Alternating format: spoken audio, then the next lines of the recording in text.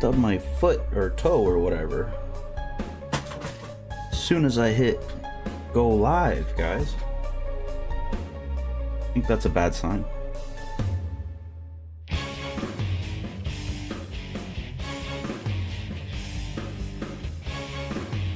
Yo, let me know what you guys think of the Persona music at some point in time. What are some other songs and playlists that are good for streaming, live streaming, maybe some art, working while you listen to it? I like doing that while I'm working. You know what I mean? Doing some work, listening to some video game music, thinking about slaying some bosses while I slay some keyframes or something. I don't know. Color theory or whatever. I'm nowhere near slaying that motherfucker.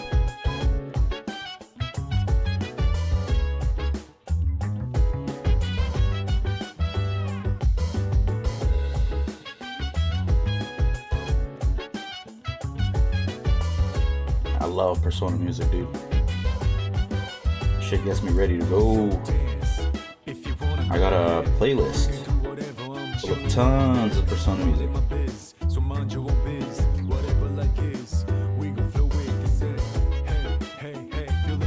That's what it's for, though, you know? Getting in the zone, getting the workflow going.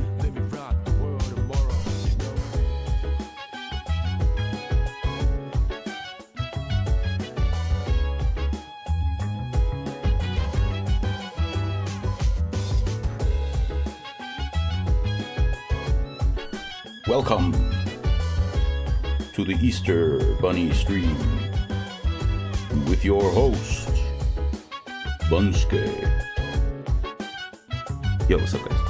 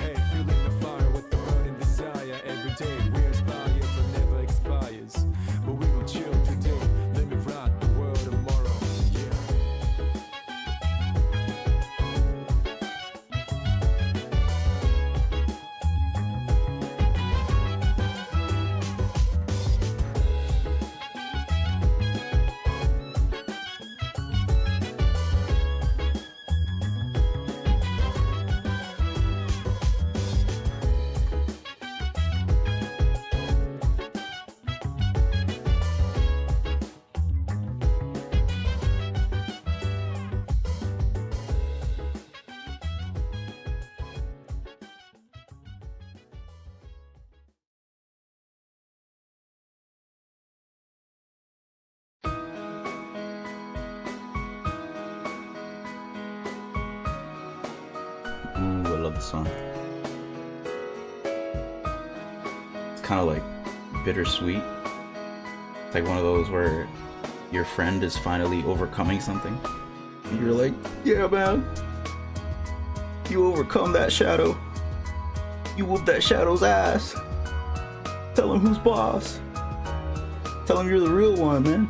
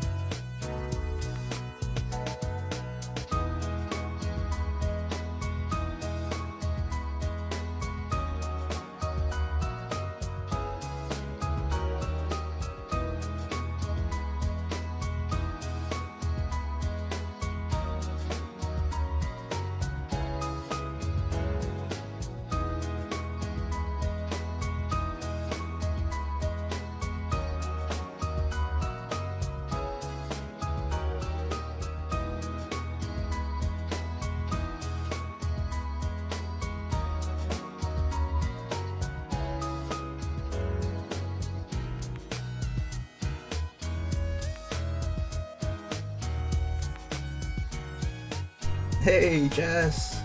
Thank you for coming in. Thank you for dropping by. I started streaming like 2 days ago.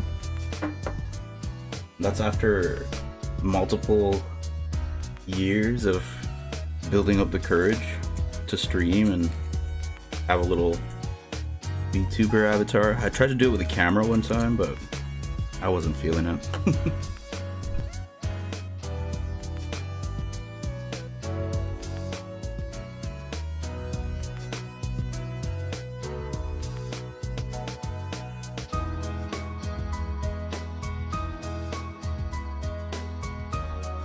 Yeah, I drew it myself. Designed it, drew it myself, all that.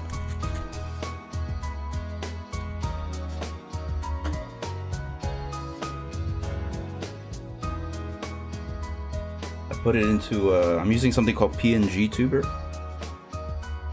And basically, you separate the parts and stuff, and then you kind of set it up so that whichever parts you want will do their little wiggle. So I got my ears doing their thing. I would love to eventually... Okay, hold on, let me turn down this music. Dang. Like crazy all of a sudden. I want to eventually set up like a nice actual VTuber avatar. Yeah, Persona 5, so good. Eventually I want to have a really nice avatar where his hair moves around and stuff and does all kinds of cool stuff, you know what I mean? All the cool VTuber stuff, you know? Eventually.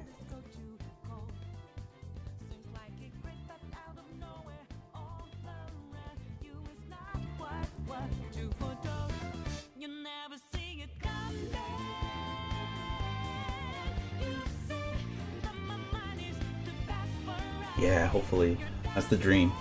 I mean, I had a character set up. I could probably share it later at some point. Well, actually, you've probably seen the character, the 3D character. But I found out that my GPU isn't compatible with the face recognition stuff, so... the motion matching face recognition stuff, so... it works for moving his head around, because it's just a simple joint rotation, right? So all it has to do is sort of track where my head is moving, and it can keep up with that rotation, but... all the facial expression stuff wasn't working, so I was like, no! I even set up his hair so it would move all dynamically, and I was like moving my head around and his hair was moving. I was like, oh, that's so cool, but his face wasn't working whatsoever. I was so pissed. And I did a little bit of research, and that's when I found out, oh, I need a better GPU.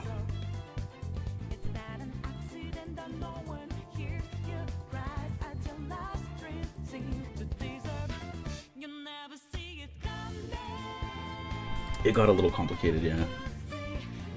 Especially for what I was doing. I mean, that's kind of my fault though. I have a bit of an issue with that. I'm like a perfectionist, but I'm also a... I don't know how to explain it. I'm an overachiever. I was like, what's the opposite of an underachiever? Oh, well, an overachiever, obviously.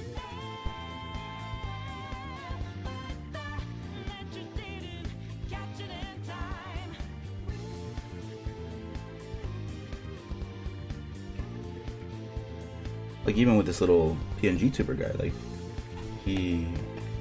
I'm using Streamlabs actually. I tried to use OBS, but I was having some issues with the multi-streaming thing. OBS works too, it works really good actually, but for some reason getting into multi-streaming with YouTube, Twitch, and Kick all at once was giving me issues with YouTube, so I had to mess around.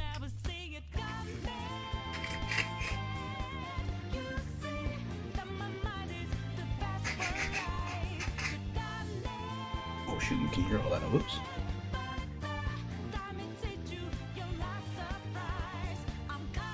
How are my filters going?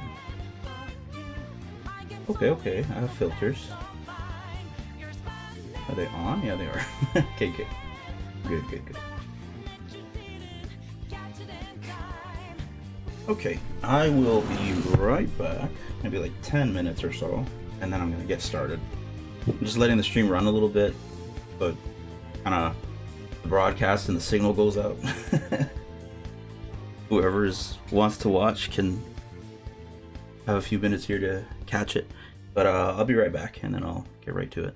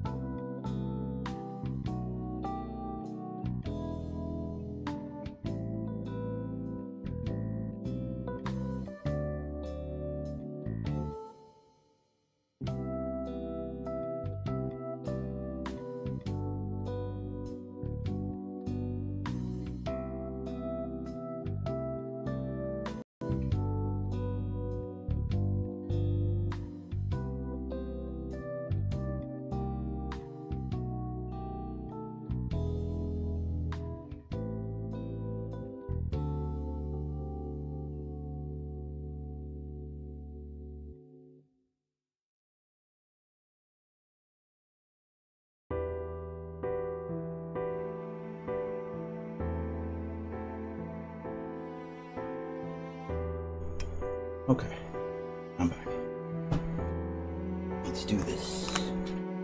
Oh, where's my panel? There it is. Alright, so this is somebody's original character I'm working on.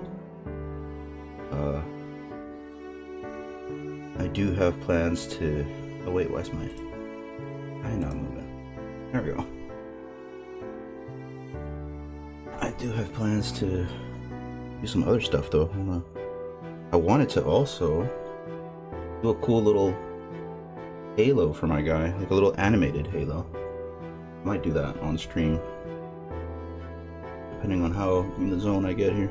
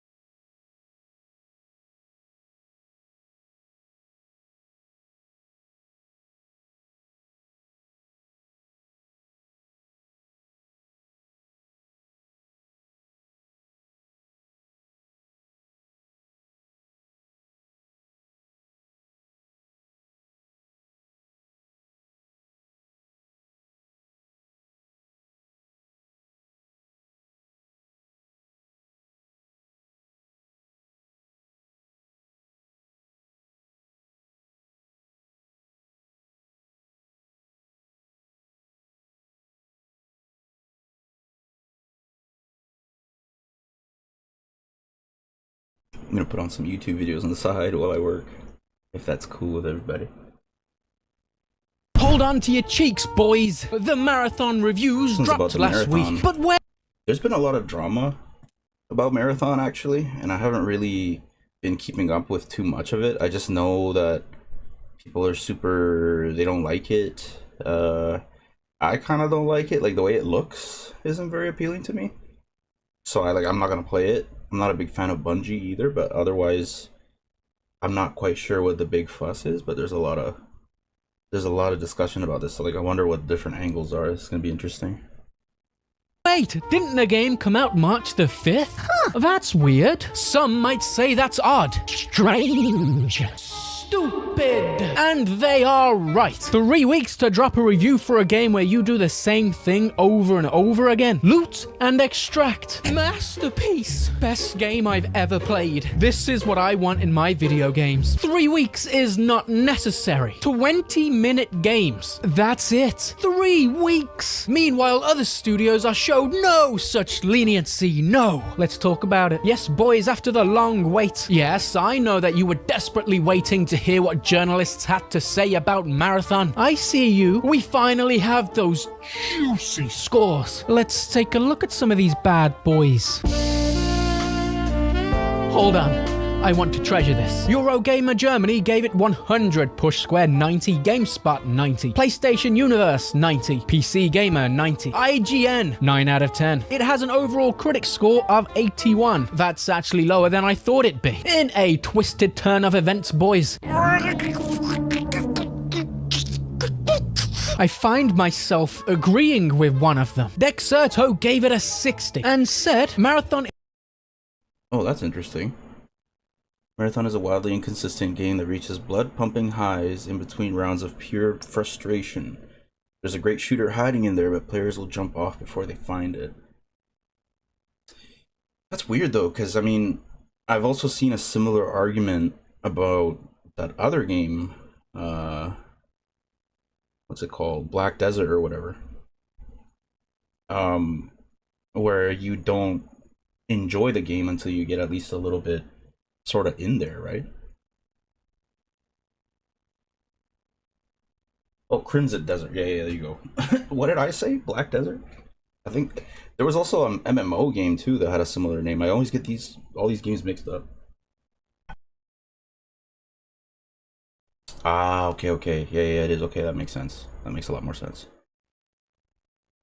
Is a wildly inconsistent. But yeah, 60 from Dexerto. I've seen Dexerto do a whole lot of shilling before, so that's a little bit surprising. But again, what they're saying there is what I've heard about Crimson Desert, where there's this great game in there, but you have to dig really deep to find it. So it's like, it's interesting that the two games are sort of having a different outcome, right? So there's obviously there's a little something different between these two, even though these guys are saying the same thing. Game that reaches blood-pumping highs in between rounds of pure frustration. There's a great shooter hiding in there, but players will jump off before they find it. Wow, I feel like I agree with most of that. Wow. Ugh, I feel sick. Someone find me a bucket. I like this guy, by the way, Clinic. He's pretty funny. I found his videos not that long ago. He's pretty funny. He doesn't even have that many subscribers, and he makes really good videos, and he's pretty funny. What you'll notice about most of these reviews on Metacritic is that most of them dropped last week. You might be wondering, oh sorry, why and how this happened. Usually journalists want to get their review out as fast as they can. Play the old algorithm game of who can get their scores out first. The people rely on us to decide what games they want to play. We need to get our reviews out, otherwise people will be lost. How will they know that Dragon Age Veilguard is a masterpiece that they should play? They did this because Bungie asked them to. Yes, boys, Bungie asked. I think it was like 2 months ago or a month ago, something like that. Hey, yo, what's up? What's up, Dig Nation? A few weeks. Was it like less than a month then, I guess? So like 4 weeks or something like that? Or 3 weeks, sorry? Almost 4 weeks. Yeah, it's interesting. I don't know, the whole situation with Marathon. I'm finding it so fascinating because I mean, I haven't played the game myself, but I'm not finding a lot of people really get into the depths of the game. They just say, oh, it's a great shooter and stuff, but I don't know.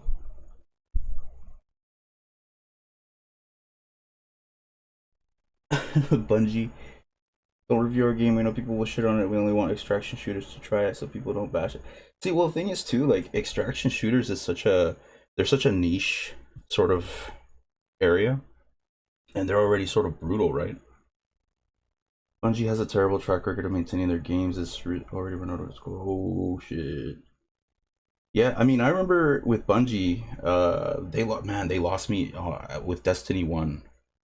Even I didn't even bother with Destiny 2 because I was so pissed with Destiny 1. Because I remember they had promised this stuff with the DLC, with the expansion pack. I went and I spent like 130 bucks on it, and there I am, you know, like a good little gamer, right? Good little console gamer. I was on my PS4 at the time. I'm like, oh yeah, I'm gonna play this game and I'm gonna really get into it with my coworkers. It was me and my coworkers really getting hyped.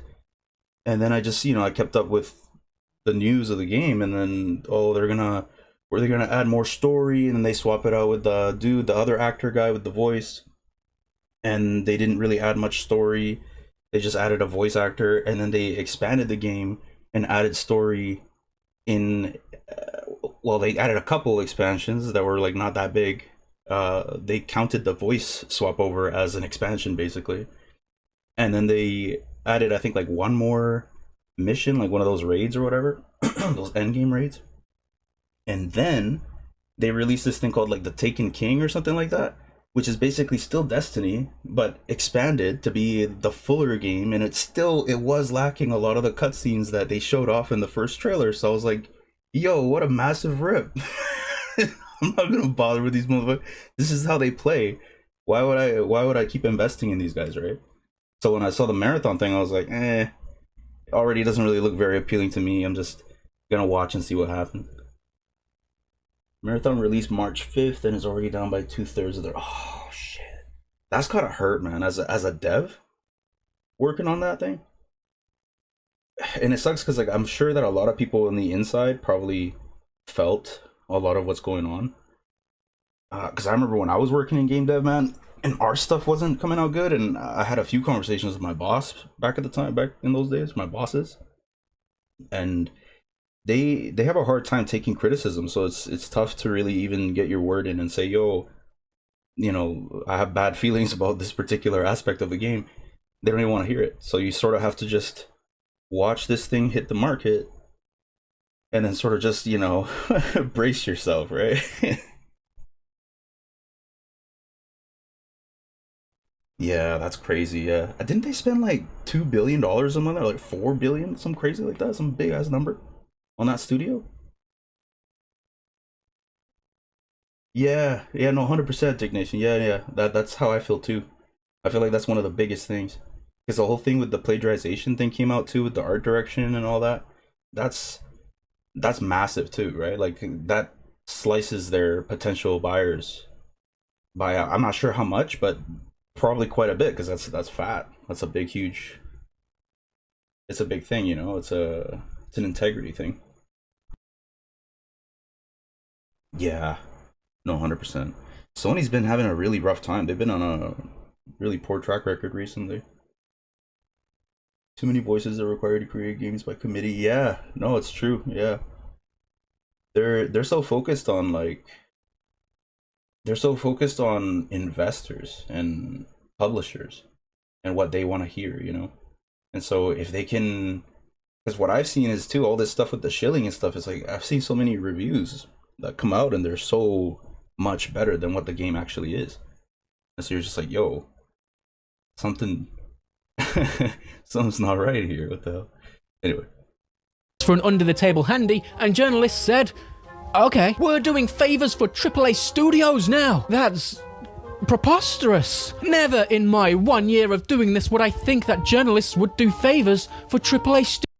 Oh yeah, I noticed that too. I don't know if you guys heard about that recent thing where there was like a publisher that wanted to do a thing for indies, but it's a subscription based service where people pay a subscription to play indies. It's and they're trying to monetize, I guess, the indie market, and it's crazy because the way I see it is, it almost looks like they understand that indie is kind of the direction that people are going to start going, and a lot of these indies have been coming out with really good stuff. So these guys, they see that sort of like blood in the water, you know, and they're like sharks. They're just swimming around. They're looking for the next thing, and it's like, damn, you know, gamers can't catch a break. Devs too, because the devs want to make some cool games, and then these, you know, these corpos jump in and they're like, oh, you got to make the game like this and take this out and remove that and put this in. It's like, yo, the the art loses its soul, you know, the more and more you chip away at it. Studios, that's Yeah, I agree. crazy. Game Pass, any of that stuff, subscription stuff, oh dude, has to go. They usually care about having integrity. Almost got there. Almost got there. Now, the weird thing is some people actually take what journalists have to say about a game to heart. They don't buy a game unless it gets at least an 8 out of 10 from IGN. I know what you're thinking. You're thinking the same thing I'm thinking. Strange people. But I don't blame these people. These people are usually very busy and they game a few hours a week, if that. I blame journalists. They should do their job better. Impossible! But those people, those poor innocent souls who don't know any better had to wait to find out if Marathon is worth their money or not. Then we take a little look-see at how journalists approach Crimson Desert, and it's a different story. 6 out of 10, 7 out of 10, some 8 out of 10s. Crimson Desert hits a 77 on Metacritic. How dare they? It's a masterpiece! I don't know, I haven't played it. Luckily, this video isn't about me defending the mechanics of Crimson Desert, but the user score for Crimson Desert is now at an 8.8. Incredible improvement! It was in the 70s a few weeks ago, whilst the Marathon user score sits at 5.7. Ooh! You know, I think that's also another big thing. I've noticed that, like for myself personally, I gain a lot of trust in devs when I see that if, let's say, it's an early access game, they are consistent and they've been consistently adding updates to the game. And you keep seeing that the game is improving and expanding, and mechanics are tightening, or they're adding new mechanics and new weaponry, new outfits, new, you know, new enemies like that. That shit's crazy. Two games that I can think of for myself personally that I think are the gold standard that I compare other games to when I'm looking at what devs should really strive for, I guess, is Hunt Showdown and Deep Rock Galactic. Those two games I found are from when they first started in early access. These devs have been consistently paying attention to the user base, hearing what people like and dislike about the game, making adjustments, testing things, adding new content. It's actually really something that I think that a lot of these either indie devs and AAA devs, especially considering the resources they have, they should be able to do that stuff with flying colors, you know. But these indie devs are the ones that are showing them up, so it's kind of crazy. Ooh, not good. Review bombing. People wanted to see it fail. Hate campaign. Poor Bungie.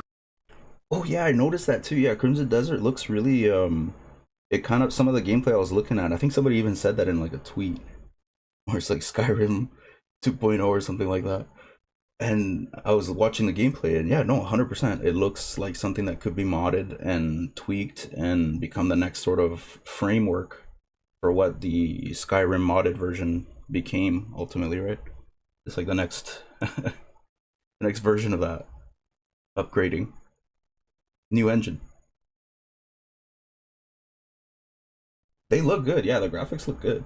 Yeah, oh yeah, dude. And the modders, and that's another thing too, is like I love that about modders, is that they can go in and they can tweak the graphics to look even better. So they can grab all those textures and they can refine stuff and all the lighting and mess with the different filters and stuff and the screen effects. So it's like you can get a lot of really nice looking stuff out of it, and you can maximize the potential of like your hardware, right? And that's, I think that's awesome. Yeah, and well, that's true. Well, that's the thing, is that Elder Scrolls situation, like with Skyrim, that has been a long time coming, right? Like the mod tools are really good and everything, but I'm sure that in the beginning they weren't so elaborate, I guess. I think that eventually the if this game kind of holds on to, I guess, gamers in the same way that Skyrim did, it could become something that these guys will develop and add more to. Yeah, that's true. Yeah, that's a big thing. You need that dev support, and I guess that's where Bethesda kind of they went the right direction. Was it Bethesda that made those tools, the mod tools?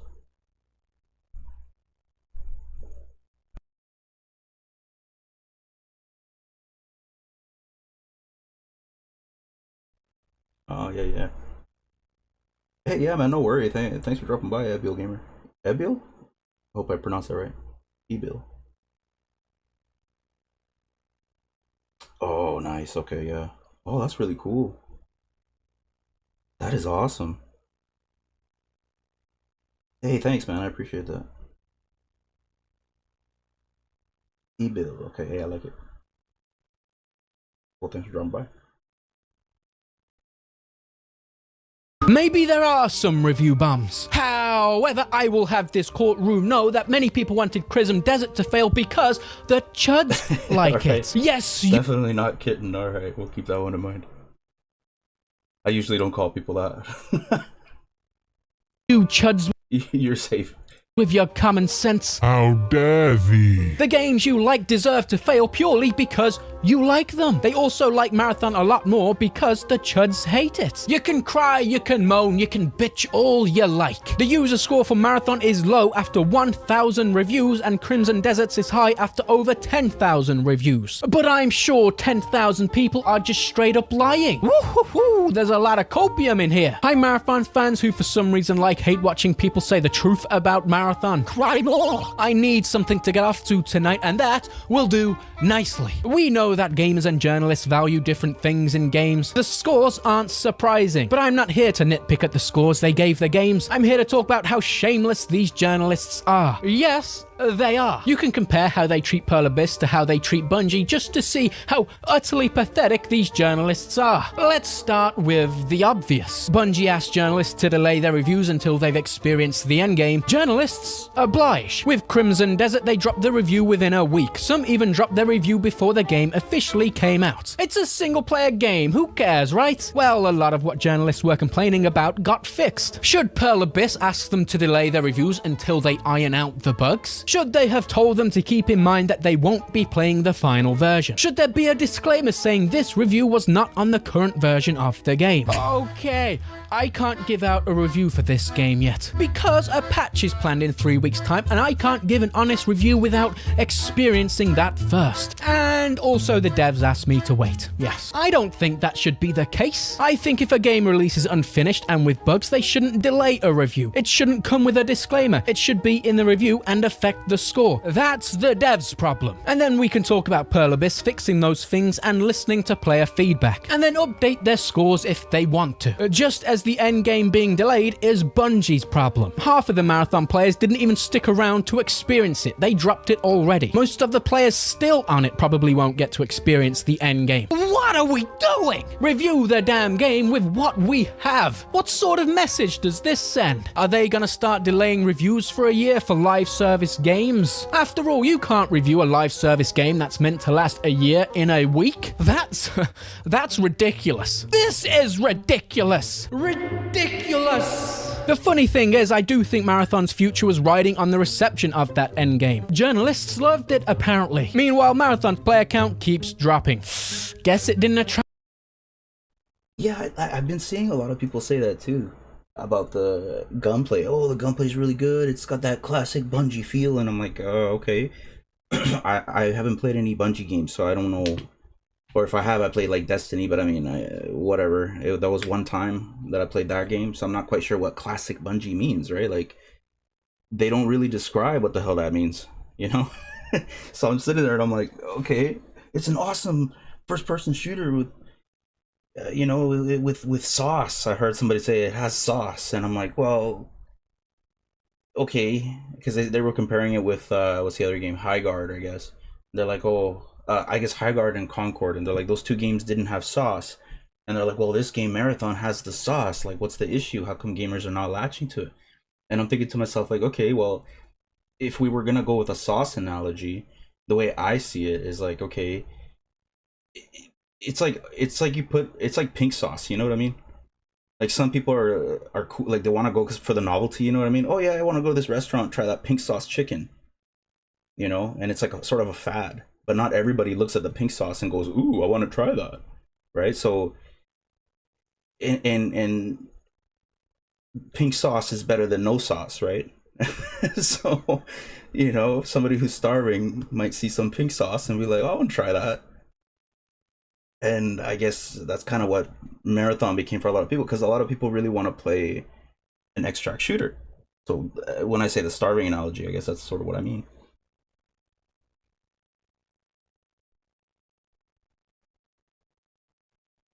Boring, samey guns for hours and yeah, that's kind of the vibe I got too from Destiny. I don't remember it being too much more crazy than that. I don't know. Eventually, it just sort of felt like, I don't know. I was gonna say Call of Duty, but I feel like even Call of Duty is a little bit more variation in the gameplay and the different guns. Attract new players, huh? And you can take this one situation aside and say it's just a one-off. I don't think so, boys. The Bungie favoritism is outrageous. Let us take a look at the Crimson Desert A. That's another thing I don't understand. Like, what's up with the favoritism? I don't, like, I've heard people mention that, and I guess I kind of see a little bit of it with Crimson Desert versus Marathon. Like, I saw some journals, I guess, they were kind of shitting on it because the game itself, the copy that they got was like a little bit bugged, right? But they got a patch, and then the game worked fine after, and then they didn't really say much about the game itself. They were kind of more like, I don't know, it was weird. And I didn't really put too much mind to it, but then I've been noticing a lot of people make this particular argument that, hey, there's this favoritism with this game, but I don't understand why they would even do that. That's the thing I don't get. Because both games are, I guess, doing different things. I don't know why they have to be sort of pinned against each other. It's really weird. AI scandal, shall we? Someone noticed that the portraits in-game look off, and yes, they were using AI. Oh no! I mean, they do look terrible, but who cares? Make them look a little better than they were, and it's a non-issue for me. But journalists, oh no. AI! They used AI in this game. Disgusting. I can't believe I played this. This is why I gave it a 7. I knew this would happen. Despicable. Articles everywhere. Every single gaming journalist organization was posting articles about this. Articles where they even spoke about how they were going to search for more usages of AI in this game. Trying to stir the pot and twist the public sentiment around this game, yes. AI? Controversy! They said they were never... Yeah, right? That's what I feel like too. There's no reason to even... They're two totally different games. One's an extract shooter, the other one's like a single player action RPG type thing? I don't even know. It's like, what? Really weird to pick one over the other and try to make some kind of like a weird stand between the two. I don't know, it's odd. Ever going to use AI. Don't you know there are people starving in Africa who could have drawn those portraits? And most people with common sense were like, there's portraits? Where? Pearl Abyss acknowledged the mistake and I believe have already fixed a lot of it. Another win for Pearl Abyss! And yet you can find very little about them fixing this mistake. Meanwhile, when Bungie steals art, it's a bit of a different story. See, Bungie did it again. What are we going to... Hold on, I want to see that part again. What's he? Game look off, and yes, they were using AI. Yeah, see, that's the thing. Like with AI, I'm not no! like, I mean, they do it. look terrible, but who cares? Make them look a little better. Two persons begin their journeys into person desert. Someone starting to stumble into some concerning issues. Oh no! Yeah, no, that's not. I don't agree with that shit. Yeah. Yeah, no, 100%. Yeah, 100%. It's just a bunch of crazy people on both sides. Two limit players have begun there. So yeah, see, this is where people lose me with the AI thing. Like, if you're an artist, because I don't want to. That's the thing, right? Like, personally, I'm an artist. I consider art to be an expression of the person. Some people do performance art. Some people do stuff like that. And if AI is now a tool that people that don't have the ability to draw and make images like that, they now have access to something that makes art more accessible to them. I don't think that's necessarily a bad thing. But when you're a bigger studio like this and you have a team of artists and you're all doing this stuff and the final assets that you put up look odd and AI, and it's very clear that the quality is not there, the quality assurance was not quite on the up and up. You know what I mean? I think it's a bad thing even then. Yeah, well, it's a thing. Everybody's got their own views on the AI thing, right? Like, I think, unfortunately, it seems kind of like everything's just sort of going in that direction now. All these tech pros are investing fully in AI. A lot more people are having access to AI. People are just using it for whatever. And so it's just becoming very saturated. The way I see AI is like when I guess like when mobile games first became a big thing, and all of a sudden you see all these really crappy mobile games just being released and the market was just absolutely flooded. It was a needle in a haystack finding a good game in there. And so I believe that that's the direction that AI is going, or AI art, where you'll have to reach a point where you can't just put a prompt and do the stuff in AI and then kind of like show it off and then expect it to look good and expect people to really feel it as art, right? It's gonna need that extra something, that human touch, right? What about handicapped people? And it's like, what about handicapped people? You're saying someone with a disability can't make art? Well, it's just, the way I see it is not so much that they can't make art. It's more like there are more ways for them to make art. So I don't see it. That's why I don't see it as necessarily a bad thing. If they want to make art that way, they have another option. But there's plenty of ways they can make art, right? If somebody's in a wheelchair and they wanted to make some art, you could go and skid on somebody's front lawn, right? And be like, here's my performance art, douchebag, right? Like, you can do whatever you want. That's the thing. Your art is your expression and how you choose to express yourself. I'm not saying all ways of expressing yourself are good, but but yeah, that's I think at some point, if everybody gets to the point of using AI, or the AI usage just gets so oversaturated, I think it's going to get to a point where things will have to be of a certain caliber, you know? Like you said, worth engaging with. It's gonna have to hit a certain point, a certain threshold where regular AI art just won't ever reach, you know? We'll see. I mean, we'll see what happens if it becomes sentient and then just totally decides not to let us shut it down.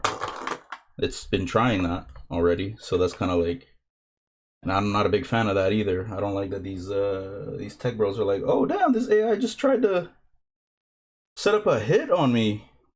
Oh well, let's just reset it and keep going. Like, come on guys, like this a little alarming, I think, but you know. Yeah, that's the thing. The AI thing is like, people are saying it's like a bubble. I think it is too. I think at some point it won't be sustainable. I mean, it's not sustainable now. And they're expecting the consumer, the little guys, you know, people who go and purchase GPUs for their gaming rigs, to cough up the bill, right? And I don't think it's gonna work out that way for them. So we'll see. I don't know. Yeah, well, that's the thing. I'm not sure what's gonna happen from there, right? Like something's gonna have to give, right? But yeah. Than they were, and it's a non-issue for me. But journalists, oh no, AI. They used AI in this game. It's disgusting. I search for more usages of AI in this game, trying to stir the pot and twist the public sentiment around this game. Yes. AI? Controversy! They said they were. I mean, in my opinion, if somebody's gonna complain about AI, they should be just as mad about plagiarism, right? In my opinion, plagiarism is worse. If somebody like a end user who is subscribing to a AI service of some sort is using the AI to make something, you could say that they're copying somebody, but they're going through this sort of, I guess, loophole in a way, right? So it's kind of hard to pin down somebody and say, yeah, you're an art thief. Whereas this in particular is a straight up art thief, right? Like these guys, their art director followed this person on Twitter and was taking legit assets from this person's Twitter, right? And just putting it in their game. So that's a whole new level of plagiarism. Now we're not talking about AI mass randomizing some plagiarized version of something, right? Now this you're talking about a human being who consciously said, I'm gonna steal this right now and I'm gonna put it in my game and it's gonna be all right. Like that's weird, you know, where it's like the AI usage and processes, like conceptualizing things like that, that is still a little more gray of an area, I think, where you can still sort of morally dance around it, you know. But if you're choosing to plagiarize, you're straight up following the person, you're stealing art. It's like, yeah, it's definitely ethically clear. That's the way to put it. Never going to use AI. Don't you know there are people starving in Africa who could have drawn those portraits? And most people with common sense were like, there's portraits? Where? Pearl Abyss acknowledged the mistake and I believe have already fixed a lot of it. Another win for Pearl Abyss! And yet you can find very little about them fixing this mistake. Meanwhile, when Bungie steals art, it's a bit of a different story. See, Bungie did it again. What are we going to do with you? A slap on the wrist, I think. Here is an article headline for Bungie's art theft. Marathon developer Bungie launches thorough review after once again being found to have used work from an uncredited artist. Okay, are we not mad about this? Feels like we should be mad. That headline. They've done that before too, didn't they? Bungie, I swear I've heard that they've done that a couple times in a row with different projects, so that's kind of insane that they would do it again. It comes off as if it was from Bungie themselves. Don't worry everyone, they're doing a thorough review. What are we doing? Fast forward to present day and PC Gamer puts out this absolute bang. Oof. Caught doing it is crazy, like... you don't tell anybody until they straight up catch you, and it becomes a big public scandal, like that's crazy. And then for them to do that live stream afterwards and to sit there with their faces visible, like bro, I would be mortified, dude. That's insane. It's a happy ending for the artist whose work was stolen by Bungie and used in Marathon. She's credited in the game as visual design consultant. Are we so f***ing for real right now? Are you slapping me in the face, spitting in my eyes and telling me it's a good thing serious right now? Bungie has to do that. They have to pay her off. They copy and pasted her work. It was 1-for-1. Bungie aren't doing this out of the goodness of their hearts. They have to do it, and most of the artwork is also inspired by her work. That's all okay apparently. It's water under the bridge. And of course the artist will be happy. She got a fat check. She's probably making it rain in the strip club as we speak. I didn't see her there, but... To be fair too though, I think the artist did say that they were like paid and that they basically forgave Bungie and it was all good and chill. But it's still... I mean... it looks bad.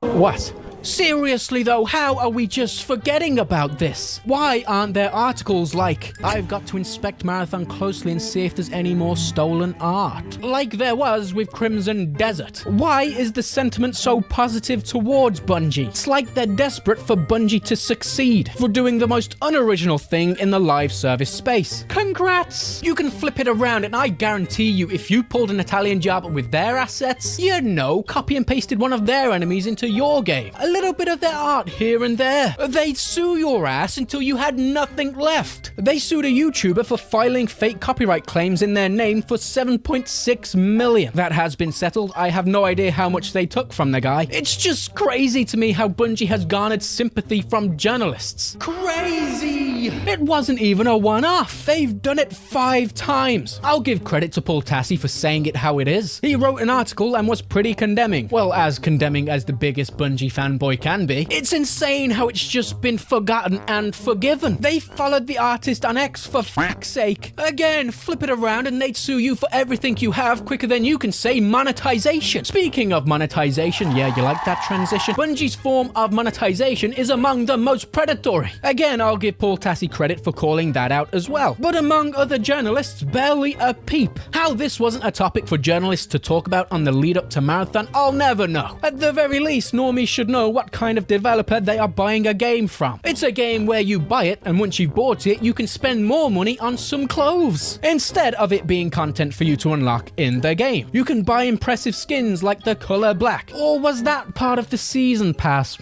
Season passes that you'll have to keep paying for. I love when you buy a game and they keep asking more money from you. I fucking hate season passes, bro. They suck, and they need to fuck off. They are there to get you to grind in the game and get more money and retention from you. That's it. Are journalists calling this out? Are they letting people know that this is the case? The only one I could find really calling out Bungie for it is The Gamer. Yes, round of applause for journalists for doing what they should be doing. What's that job supposed to be again? IGN's article on Marathon's monetization is just, yeah, players aren't happy about it, but it's Bungie, it's what they do. But we must remember the game is doing very well. No, it's not. Stop lying. However, boys, hypocrisy and incompetency doesn't come in any clearer form than IGN. Now, the IGN reviewer is the same for Crimson Desert and Marathon. Marathon got a 9, while Crimson Desert got a 6. This is a reviewer who hates...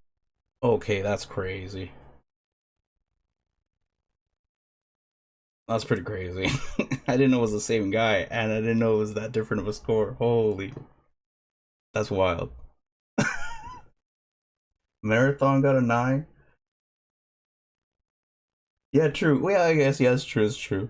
Well, I guess in this case, the comparison is the journalist in particular. He wrote the same articles for both games, right? Or he wrote different articles for both games, and he gave one a really poor score. It's like really weird, I guess. But I don't hates know. reloading and thinks it's a loading Let's see what screen. He let's see loves what he actually Bungie. He says about said the that game. in this video. He thinks Destiny 1 was a flop on release. Yeah, that's another thing. I haven't heard many people talking about Arc Raiders. Arc Raiders is still going, and I think the concurrent player count is still pretty up there. So, I mean, yeah, it's probably dropped a little bit, but that's just kind of the nature of extract shooters, I think. Yeah, right. I'm pretty sure it still is. I mean, I haven't played it recently, but I haven't really been gaming too hard recently. I want to later tonight, but um, Arc Raiders I was playing not too long ago, and I was still enjoying it. There were some parts that I didn't like. Well, actually, one thing that was making me not play Arc Raiders that I think maybe the devs could work on is balancing the PvE and PvP kind of thing. Oh, they used AI. Yeah. Well, I know that they have like a filter that you can put on in game, and it makes it so that your voice you can make it any other voice. So I'm sure that that uses some kind of AI algorithms too. So that's kind of interesting. But I saw something of like a tweet that they made. Forget the name of the devs for Arc Raiders. But they made a tweet saying that they were replacing voices with AI, or no, replacing the AI voices with real voices. But I'm not sure how. That's the thing, is like once you use AI and you sort of admit to it, because that's another problem too. Is like I think a lot of these studios are using AI, and most likely all of them, honestly, if we're talking corpos, and some of them will be honest with the player base, right, and others won't. And so the ones that are honest, the player base will always doubt. Even if they turn around and say, hey guys, we took out the AI, the player base might still doubt that these guys are being honest, right, because they used AI in the first place. Whereas the guys that are using AI but they're using it secretly look nice and squeaky clean, you know. And then I don't think that's fair to, let's say, devs like the guys making Arc Raiders, right? Because Arc Raiders is a great game. I think it's a great game. But anyway, It wasn't. And he has also said Marathon has an onboarding issue. It is. yeah. Oh, that's good. Okay, that's good. That's fair. That's good. Because that was my concern, is that players will, you know, I don't mind it. That doesn't bother me if they're gonna do that, considering that there's different characters and whatever. Like, I'm not a big fan of it. I do think that voice actors should really be getting more work, and especially outside of those circles of just like those few voice actors that they hire over and over. I think they should really branch out and get different people to voice act. And ooh, Crimson Desert. Okay. Yeah. Yeah, that one's, yeah. See, Crimson Desert. See, that's the thing, right? Is like they take a risk. Either you don't say anything and nobody catches you and you look squeaky clean, or you don't say anything and people catch you and you look super deceptive, right? Or you could just be straight up and sort of get ahead of it, right? Which it seems like the Arc Raiders devs did. But I really do think that most, if not all, of these devs are already using it. Because I know how corpos are, man. Like, even in the AA space, like even in the indie mobile game space, the people who run the show are so pushy about dumb monetization bullshit. And you try to tell them, hey man, this is gonna get players to stop playing, and they do not want to hear it, man. They get so pissed, dude. Like, you almost lose your you might lose your job, dude. These fuckers, I'm telling you. I had one guy, oh dude, I had one guy who was so frustrating, bro, and he was my boss, right? So I couldn't say shit. And I go to him, I'm like, hey man, you know, this thing that you want to add to the game, it was basically like a timer, an energy timer, and you can pay money to get more energy, but you run out of energy basically after the first 2 missions of the fucking thing, and it's not enough time to get addicted to the game to justify willing to, you know, spend that money. And so I'm trying to tell this guy, I'm like, hey man, I don't know, it's got to be more fun. And he starts telling me, well, what do you mean? It just needs more flash and more effects and more. And I'm like, no, dude, it's not fun, man. Like, and And so we have this like meeting, and this guy pulls me into this office with a bunch of other people. We have this like big team meeting about like how to make this game more fun, and we're shooting all these ideas about how to make the game more fun. He's like, "Nah, I don't like that because it'll be like this and this and this and this." Oh, well, how about this idea? "Oh, I don't like that because this and this and this and this." By the end of it, we have the exact same thing that we started with. We're leaving the office. This petty motherfucker looks back at me and he goes, "See, all we needed is polish." And I'm like, "Man, fuck you." That's game dev, bro. It's hard to figure out what you have to do. Okay. Wow. So Marathon is about as simple as it gets with an extraction shooter. It is weird navigating through the UI, but I had no issue finding out what I had to do. It's really simple. This guy wants to have his hand held. No wonder he doesn't like Crimson Desert. He also didn't like the boss fights in that game because they were too hard compared to the rest of the game. You know, kind of like how shooting bots than shooting players has a drastic difference unless you're against bad players. But Marathon's difficulty is something he praises. Yes. So, which is it? Do you like when things are hard? Like, rock hard? When all the blood rushes to your face because you're angry? Mind out of the gutters. I don't expect everyone to be consistent with their opinions. People change what they like. We change. But to have these reviews come out within a few weeks of each other and be so inconsistent is wild. And unless I'm missing it, no mention of monetization. Good call. Not something people would want to know before they buy the game. Yeah, nah. A great job. He also gave Highguard and Concord a 7. This is IGN's PvP reviewer. This is who is reviewing the biggest games that come out. Seriously? What are we doing? It sounds like this guy can't find the front door without a GPS. People like this are responsible for Pearl Abyss's stock dropping like me in a swimming. Hey man, at least it's not that guy who struggled with Cuphead. that gameplay was crazy.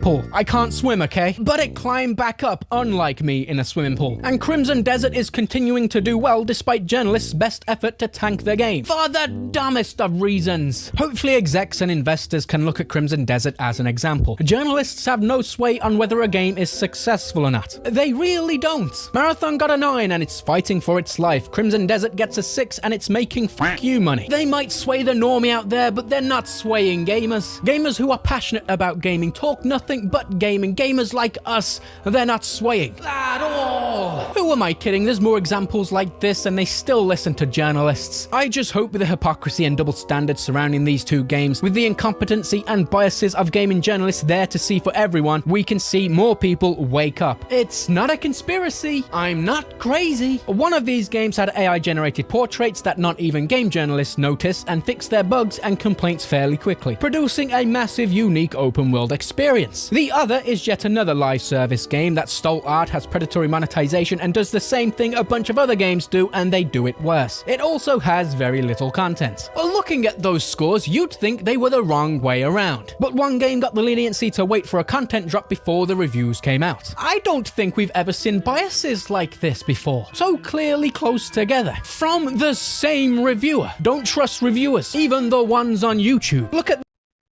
Real gamers. the game and see if it's something you find interesting to play. You might like Marathon, it might be the exact Holy game you've been shit. looking for. Same Whoops. thing for Crimson Desert. I hit the auto speed there.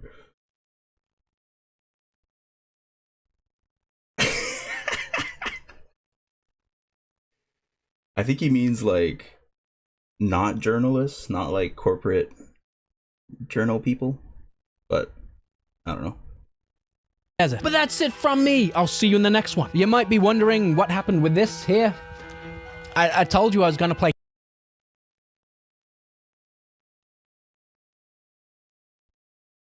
Yeah, I know, it is kind of silly.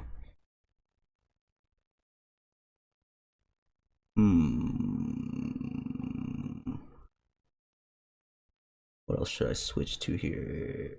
Oh, dude, have you guys seen the new, I don't know if you guys are into the back rooms at all. Dude. Backrooms movie looks like it might be kind of cool.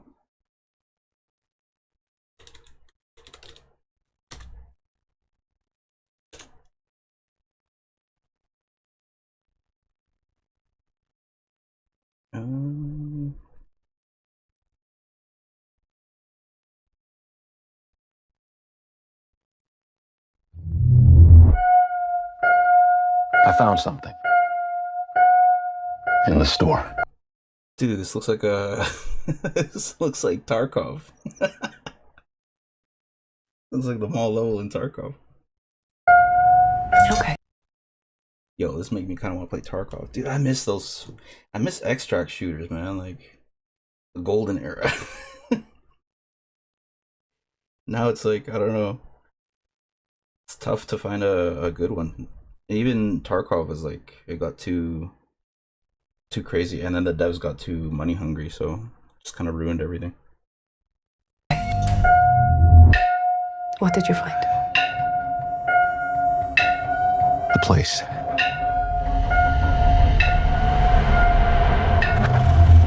I found a place.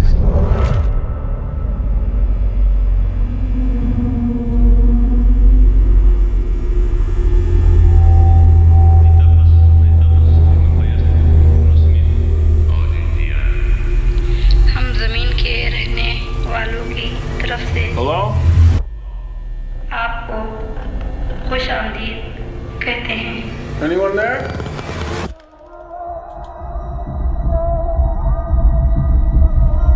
Look, I know how this sounds, but you gotta understand, it's massive in there. I'm not saying I don't believe you. Okay, I'm gonna come back here with proof. All right, you feel me? Yeah.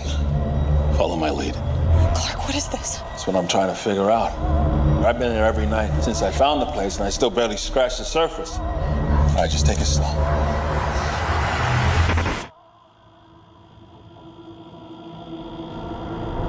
Oh my God. Pull me up, pull me up, pull me up! What do you see? All these I like that they kept some of the found footage look to it. rooms. This place builds them. It's like a maze. It just goes on and on. Sometimes I'm scared I'll get lost. Clark, can you hear me? I don't understand. What is this?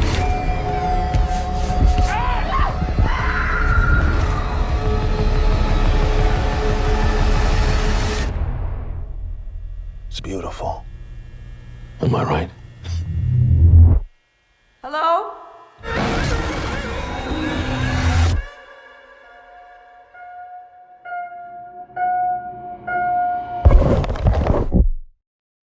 Oh shit. Hey, this Easter stream is about to get really creepy.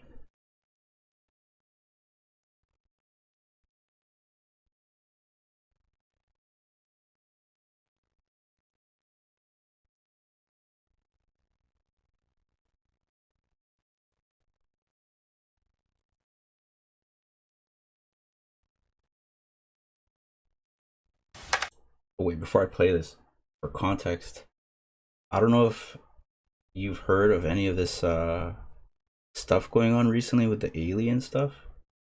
Anybody connected to aliens, or not anybody, but some people connected to aliens, certain scientists connected to any studies of any of these government stuff are being killed.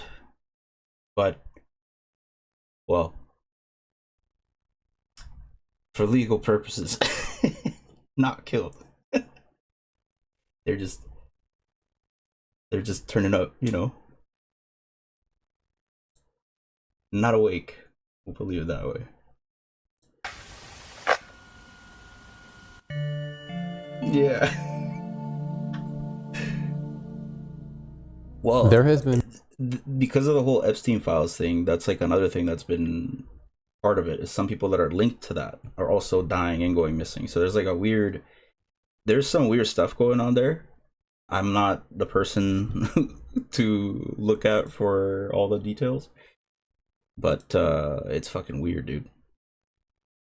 so much utterly bizarre shenanigans going on in the world these days. It can be hard to get a grasp on it. But arguably the strangest thing that is happening that has gotten nearly none of the attention it deserves, nor the analysis, is the increasing Well, that's the prevalence thing, is of like, what it's are not being even called aliens. comets, fireballs, meteors. I don't even think it's actually alien. Like, it's not that aliens are real or anything like that. It's just people using that as some kind of a cover, I think. And that's part of this whole like interhuman bullshit that Epstein was playing with. I think that's connected.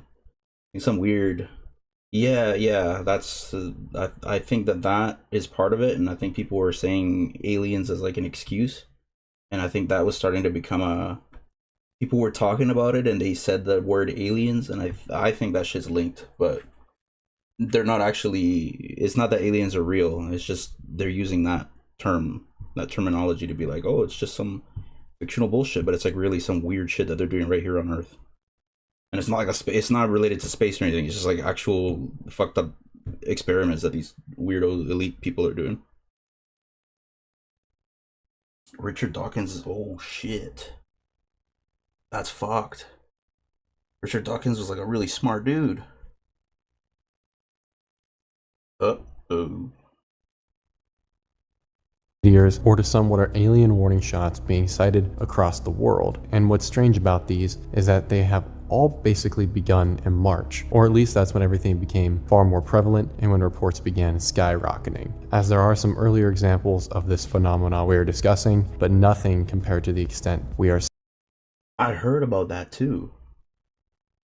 That's what has me like, that's why this has me kind of fascinated when people like bring up this alien thing. It's not that the aliens are, we're not talking aliens like up from outer space that are real. Aliens is the terminology that they're using, kind of like how these guys were talking pizza and all this bullshit and food. Aliens is like some other term that they're using because in the main public eye, the term alien is just something that's like, oh, it's from outer space, it's sci-fi bullshit, right?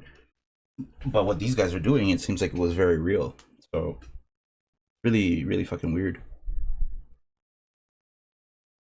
Rabble rousers, yeah, no, 100%. That's so fucked, dude. That is so fucked. It's scary too to think about it because these guys had so much money they could basically do anything they wanted, and apparently they were.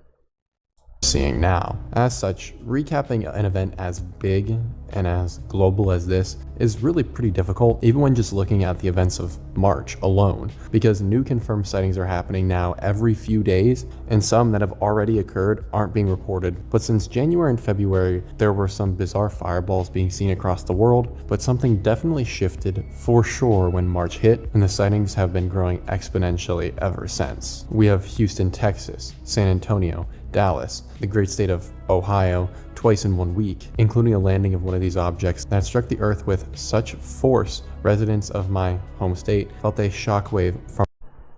Damn, yeah. No, I can see that. Yeah, no, 100%. Flood the zone with shit.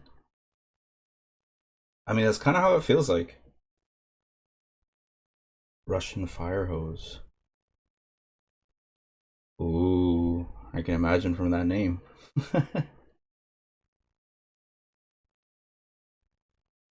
That's crazy, man. Oh man, I wish it wasn't so ridiculous and complicated like this, man. I wish our politicians weren't such screwheads, man. Yeah, no, 100%. Yeah, fair enough. That's totally, I believe that.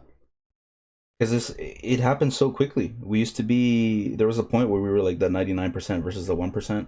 Everyone was in unison. There was no, well, I mean, there always was some level of disagreements between people, right? I mean, everybody's different and they're going to have their disagreements, but it was never the main focus of contention, right? It was always, the biggest thing was always that. It was like, hey, man, these corpos, we gotta somehow, you know, gain our freedom, right? These guys are basically running the world, and they're basically modern day slave owners, right? And we're the slaves running this whole system, like hamsters on a wheel, right? Keeping everything running. Yeah, no, 100%. It's true. That's true. You make a really good point there. How can you get anything done when you're just arguing all the time about everything amongst yourselves, right? It's like, at one point, yeah, no, all these protests, and it's crazy because it's like they use the protests that we were doing before against the people now, right? We used to do that. It was back when it was the 99% versus the 1%. All this people taking to the streets and blocking roads and, you know, holding up signs and screaming and shouting and getting physical and stuff like that. This stuff was from that, and I saw a lot of that happening, and all of a sudden it just stopped. Everybody started focusing on different topics, and the corpos were let off scot-free, and then everybody went back to celebrity worship and corpo worship, and so it's like really sad, but hopefully it gets better, especially now with this Epstein stuff being revealed, right?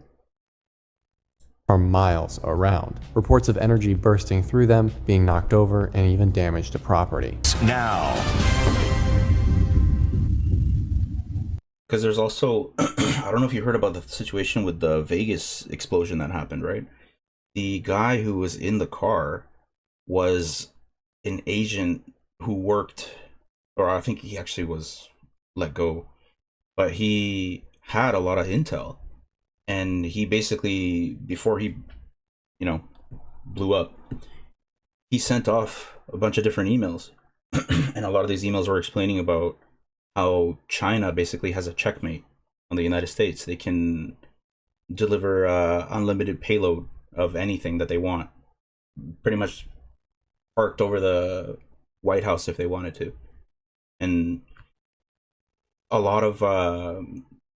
when the balloon thing happened, when there was all those balloons and whatever, even Canada had some balloons situations floating around, right? So that was weird. People were saying, oh, are these aliens, these whatever? And then you find out that it's something to do with China.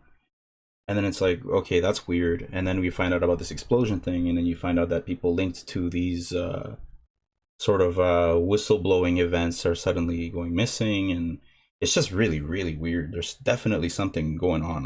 I don't know what, but it's just too many moving parts, Where it's like, hey man, it's like that saying, where there's smoke, there's fire, It looks really odd. Panic as thousands of people took to social media trying to figure out what happened. The noise was heard as far away as New York. NASA then claims it was a comet striking Earth. It was 6 feet wide and supposedly weighed 14,000 pounds and hit the Earth with a force of 250 tons of TNT, which sounds a lot more like a bomb than I'm comfortable with at this point. Over California, we have multiple sightings, so many it's actually a little hard to pin down. As of now, it seems that multiple of these so-called meteors in just a short period, possibly a day or a few days apart, seen in the skies over Los Angeles, Sacramento, Northern California, with at least one part of California getting a flyby 2 days in a row. And then going across the country to Pittsburgh, there were more fireballs lighting up the sky. Fireball being the blanket term that's been given to these bizarre objects, as we're going to see. Not all of them seem to originate. Oh yeah, I mean, at this point, 100%. All the shit that's the worst possible things is out in the open, yeah. Straight up. People, I can't really say much, but all the worst people are getting away free, They do the thing and then they get away with it and then they can just do it again, and it just keeps happening and nothing really changes. Originate from space. And for the most part, these sightings do have some similarities. They all tend to either be red, yellow, or orange, or a mixture of those. They travel relatively fast, leaving a trail behind them. In some strange circumstances, the fireballs also emanate a green or blue hue, and the ones that get close to the surface of Earth or actually hit it are so bright that it seems to become daytime for a brief instant, is what's being reported by the people who see them. These are ones that I think for the most part are easier to assume are meteors, while other of these objects, well, we can't say quite what they are, and they are even being seen traveling in packs of sometimes 2 or more, and can also be spotted disappearing and reappearing, but I don't want to get too far ahead of myself, that is for later. However, as March continued onward and now we're into April, we've got even more places, Indiana, Wisconsin, Michigan, and honestly that's just getting started, because as we're going to see, these sightings do go global. And all of these, like I said, are just since March. And what is important to note is that typically March results in more meteors than normal, and that seems to be a cycle repeated just about every year. It's something sciencey to do with a comet belt, and we don't have the time to get into that, nor do I want to pretend to be an expert on it, so I'm not gonna, but we should know that in March it's expected to be a few more comets than normal. However, what is atypical is now that we're seeing dozens more than normal, dozens of major ones too, some of which are not only making impact, but impacting people's houses. The idea of someone's house being hit by a meteor kind of sounds like a dog eating homework. It doesn't happen very often. And that would be correct, because meteor collisions with a house, depending on the report you read, something like 1 a year across the entire planet of Earth, meaning that it is beyond uncommon. The statistical probability is so close to 0, they're basically neighbors. And yet as of now, at least 3 homes in America have been hit since March began alone. And that is an exponential increase. Well, this guy, if you look at his videos, he goes into individual topics really in depth. So he'll actually break certain things down. These videos that he's made recently are kind of going over this recent alien thing. But he has other ones where he goes into all kinds of stuff. Let me see if I can Show you some of his videos here. He gets into a lot of crazy shit. And there's like a whole Erica Kirk thing. Freaking, she's a bit of a weirdo, but then also Candace Owens, where's his video? It was like dissing Candace Owens. Candace Owens has been insane recently too. But this thing with Netanyahu being dead supposedly, so it was just like the going through the AI videos and shit. But yeah, he's I like this guy's channel. He goes into a lot of these different things. It's really interesting. He when the Epstein files came out, he was like one of the only people going into them when they first came out, and everyone was like, and then Trump was like, "Oh, we're still talking about this," and it's like, dude, yes, that's like the thing, bro.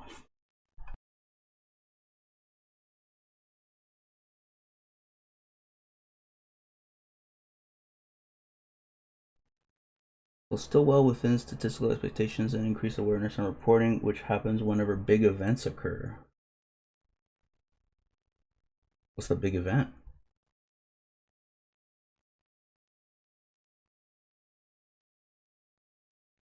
We have like a solar situation? I gotcha.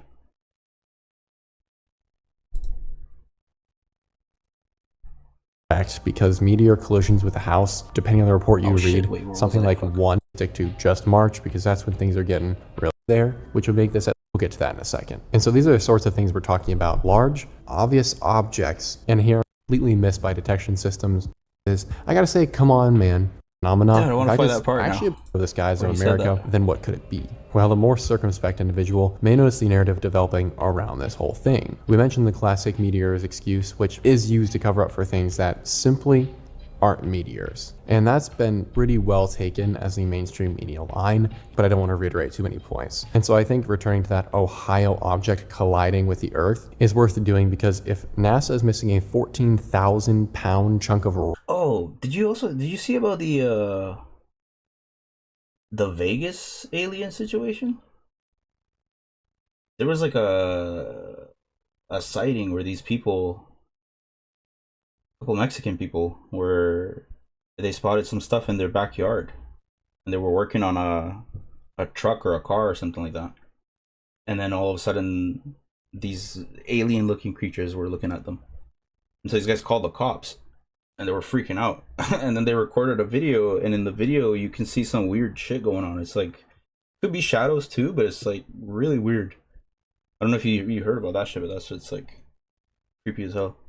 Rock raking into the atmosphere and smacking into the planet in Ohio. It seems like that's a big thing to miss, because if I was given billions of dollars to make sure these sorts of things don't happen, or that if they are going to happen, we know about and warn about them in advance, I'd feel pretty silly if I missed this one. And so taking this larger than that, this is not an American phenomena. In fact, it's actually...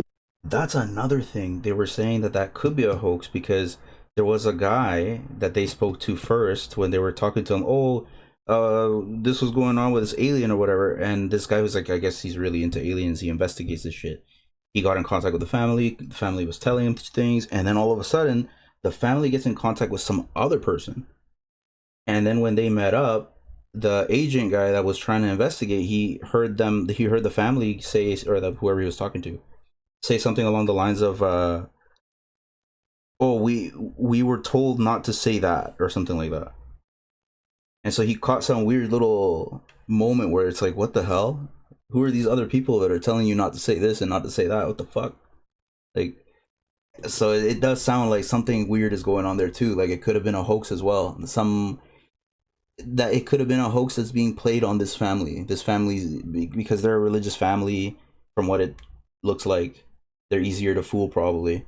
So hit them with a alien in the back, and it's like, oh look, you get demons in your backyard, and you know, they'll make a big fuss about it, right? And that might bring attention because of something. I don't know. Really weird. A pretty much global one at this point, with a huge chunk of Europe seeing these, and even some of the Middle Eastern areas, with Turkey's citizenry sharing some confirmed sightings themselves. And it's crazy because you wouldn't think that the government would do something so elaborate, but they've done all sorts of crazy shit before. So it's like, damn. Could they get a guy to dress up in a suit like an alien and hide behind the backyard of some religious family's home and fool them into thinking this is like, yeah, yeah. And so just in the month of March alone, we've had a really strange shift from there's no increase in meteors, you're just imagining it, to there is an increase. It could have been, but just before that happened, there's another thing. One of those lights, those like a green meteor, came through the sky, and they heard a huge crash. And so all of a sudden, this started happening, right? And even the cops, it was captured on what's it called, body cam, local cops. And so one of the cops' partners or one of their people had seen it flying through the sky. So it's like all these things happening around the same time. It's like, I think this was a hoax, dude. I think somebody's trying to mess with these people. Oh shit, I got a chat bot going.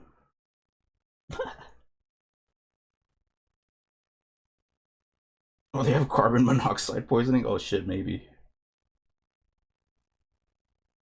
Increase in meteors to we are dismissing them for unknown reasons. And in the articles I've read, it's sort of framed as like an accidental missing of these objects, which might make sense, like I said, if this was one or two, and if it was just in America, and it was just NASA, for instance. But you have NASA, a bunch of military organizations, and other countries' space programs and militaries also missing these. So you're now kind of trying to suggest to me that a bunch of accidents are happening at the same time. And I don't really like that, and I don't trust it when a bunch of accidents in something as high stakes as this start just popping up at random, especially when it's people's jobs to notice these sorts of things. In fact, there are sightings in France, Germany, Belgium, the Netherlands, as well as various other countries. You've also got Turkey with its own sighting that's been posted online. Turkey, who is in range of the latest Middle Eastern hissy fit, where rockets are flying every which way from a bunch of places. I gotta say, come on, man. With your military and space object detection systems on high alert, you're missing this sort of thing? Come on, son.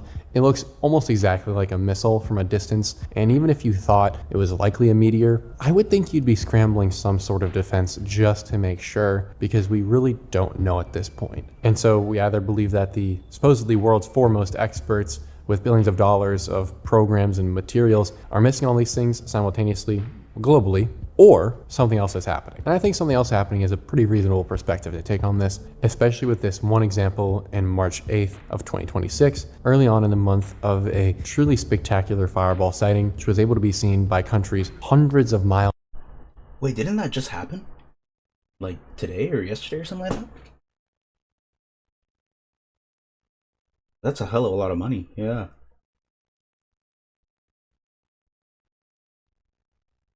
That's crazy.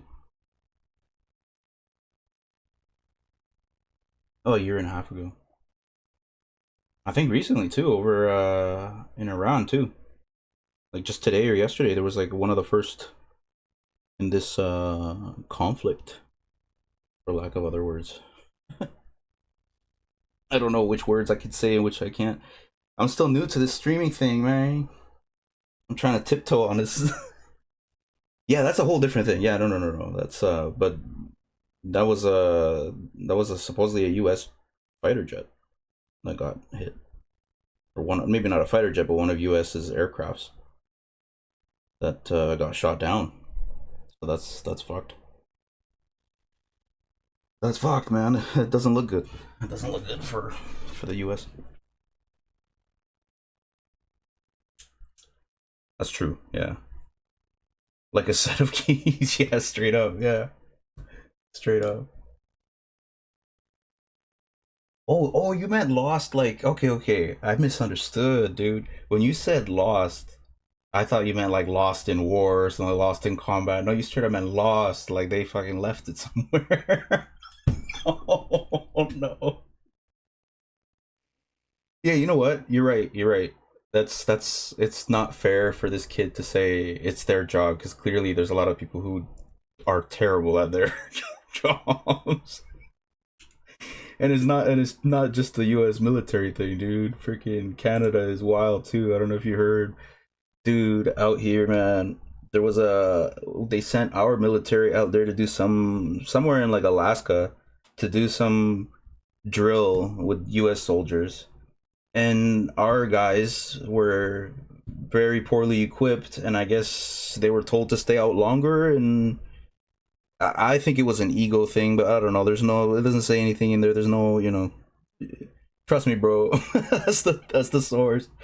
But basically, our Canadian soldiers, some of them lost fingers, man, out in the cold during a drill, like, over some bullshit. Like, what the hell? Doesn't make any sense. Clearly, somebody fucked up. They fucked up the inventory. They didn't give them enough, not enough funding, improper equipment, something. But it's like, dude, come on, bro. This is our military. This is our taxpayer money. What is going on? Yeah, straight up. Yeah, true. Miles apart, yet was completely missed by detection systems in the European Space Agency. We have people from Germany through France to Austria and all sorts of other areas over there, all spotting this thing and even hearing it and getting video of it. But apparently the European Space Agency's telescopes completely missed it. And also their website has a really weird lie, but we'll get to that in a second. And so these are the sorts of things we're talking about. Large, obvious objects. And here I'm gonna read from the European Space Agency website, and evidently they think we are fools. At approximately 8:55 CET on Sunday the 8th of March 2026, a very bright fireball moving from the southwest to the northwest was observed by many people in Belgium, France, Germany, Luxembourg, and the Netherlands. The fireball glowed for approximately 6 seconds, leaving a visible trail in the sky before fracturing into pieces. This may not seem strange to you at first, but it actually kind of is. Again, I'm no expert in the field, nor do I pretend to be, but applying some common sense, the typical meteor lasts somewhere from a second to a few seconds at most, according to a bunch of websites online. And so the ESA, or European Space Agency, says this one only lasted for 6 seconds, which would mean it was a slightly longer meteor, but not too out of the ordinary. Except for when you watch the video, I set a timer on it, and my timer was that it went for at least 12 seconds, which would make it well beyond the pale of normal meteor activity, and also double the time the ESA said. Not sure why they did that and if I'm missing something, but I thought that was odd. It made it seem a little cover-up-esque, but what do I know, right? I will say though, common sense will also suggest that we've also got this same meteor then blasting into a German village and damaging property over there, which would make this at least roughly 4 to 6 homes and buildings that were struck in March alone from just the reporting we have. And the chances of that are so extraordinarily slim, it's baffling. Like we said, it's supposed to be something like 1 home a year on Earth is struck by a meteor, and that's roughly 4 to 6 at least, just from what we have confirmed in just March of this year alone. That's the sort of thing that should have people very concerned. Further, I have to give it a come on, son, when you're trying to tell me this story of we just missed it, and that's hard for me to comprehend. Is that the new thing kids are saying these days? Come on, son. I guess it is. I'm gonna hear one of my nephews say that shit to me pretty soon. Because people simultaneously in countries in areas hundreds of miles apart all saw this thing.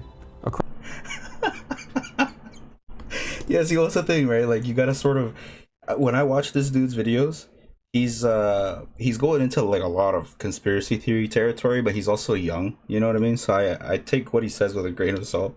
And then when I'm watching his videos and he pulls out a come on, son, it's like, bro, I'm trying to watch your video, dude. You know, make me click off this shit. Across Europe, how are you guys missing it? It's your job. But also, it was so close, people were able to hear the noise it made. And the telescopes at the European Space Agency and its various locations are designed just for this sort of activity. And yet they all miss it? Really? This is also from the European Space Agency. The timing and direction of the impact indicate that the object was likely not visible to any of the large-scale telescopes, sky surveys that scan the night sky for such objects. The article then goes on to talk about time and how they have issues detecting quote-unquote small objects when entering Earth's atmosphere, depending on the time of day and location they're coming in from. Although I gotta say, once again, this is your job, and you have billions of dollars going to programs that apparently can't even protect you from what they're supposed to. Sorry, that's not a great look. And if this were just a singular instance of detection systems failing, that might be one thing, but when you have way more people. Hey man, I heard there's billions of dollars of fraud going on. I don't think they have enough to do all this researching and shit. People's property being hit than ever before, and way more of these things flying more frequently than ever before, and they aren't being picked up by governments across the world, allegedly, then there is something major going on here. Once again, it should be something like 1 home a year. We are at 426. That is beyond wild. And that 4 to 6 number does exclude the massive impact in Ohio with a shockwave equivalent of 500,000 pounds of TNT and whatever damage that might have caused. And here's a slight tangent, but I think an interesting one. This increase has made some people very happy who are in a niche in the economy I didn't really know existed, but is now booming. That would be meteorite hunters who have been traveling globally to get their hands on these rocks that are coming out of the sky, as they're evidently extremely valuable, with lower quality space rocks garnering a price of some $200 per gram. With an Indonesian dude in 2020 being the recipient of a 4.6 kilogram meteorite that blasted into his property. He got scammed out of it though, not knowing the true value of it, and sold it for mere pennies on the dollar. And then when sold again on the open market, the meteor went for some $1.85 million,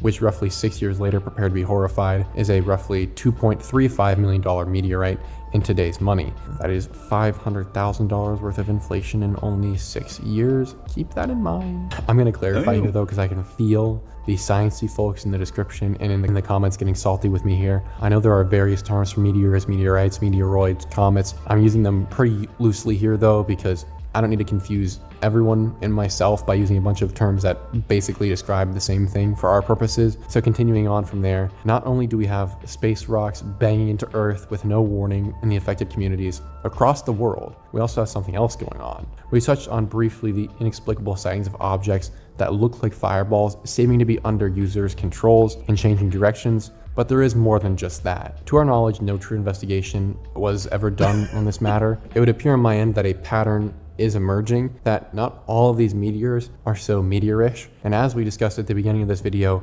2 clear and divergent problems are emerging that are kept under the same umbrella for the most part in popular narrative. The one being the vastly more prevalent and harmful meteors flying into Earth's atmosphere and also hitting Earth. And on the other hand, these other flying things that we don't quite have an answer for. The mainstream media has stayed oddly quiet on these more inexplicable findings and examples that we've just addressed, and it's really only lumped in when referenced as another example of a fireball, typically not including the full context of what happened in those accounts. But it's getting harder and harder to deny them as more and more angles and new instances of these phenomena pop up almost daily. Yet we are also missing another data point worth mentioning. It comes from a shocker just this past month of March, when this all began hopping again up to the next level. And it's from this wonderful YouTube channel on screen now, a channel which monitors astronomical events, maps the sky, films the sky, and does all sorts of cool stuff with this telescope camera. The guy behind this channel is very well regarded in the community and has a history of detecting things that otherwise don't really get reported. And so one day he was filming the sky when his camera, telescope contraption thing, caught what looks very similar to these fireballs seen on Earth, but I believe way higher up. And it's a brief exchange that occurs, but it's there and it's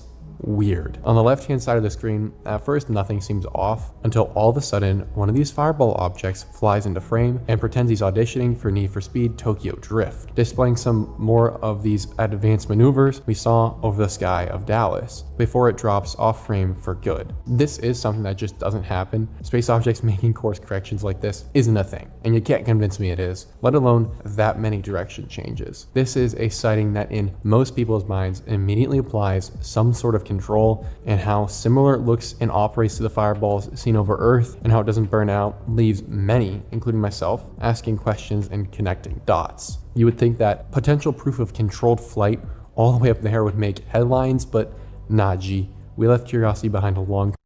Ooh, alright, let's check it out. I like creepy, unnerving conspiracy theories. They're fun. If you're an American, you've been probably seeing a whole bunch of these things. And in some places, they're so common that you don't even notice them. They just blend into the background like they're trees or streetlights. And you've probably correctly assumed that they're recording traffic. They're also recording and logging license plates and using AI image recognition. But what if I told you that they are, in fact, not owned by your local police department or your local government, but are licensed to them by a third-party startup? And all of your vehicle's whereabouts are being tracked by a third-party data broker. What if I also also told you that major retail chains are also using them, and they're combining your vehicle's whereabouts with your personal information, your shopping habits, and even your in-store behavior. And some of them are giving that information to law enforcement. And what if I told you that I just possibly may have come up with a way to break it? That's crazy, and it's like, I'm not even surprised at this point, because AI is becoming so just infused with everything. So I'm not even surprised that they would build some kind of a database and then use the AI to just pull everything from everywhere, whatever videos using facial recognition software, and just find you everywhere. And then, like he said, right, connect where your eyes are looking and all that stuff. You can track eye movements. You can see where people are looking, what attracts the most, and it's like, oh, dude, that is scary as fuck.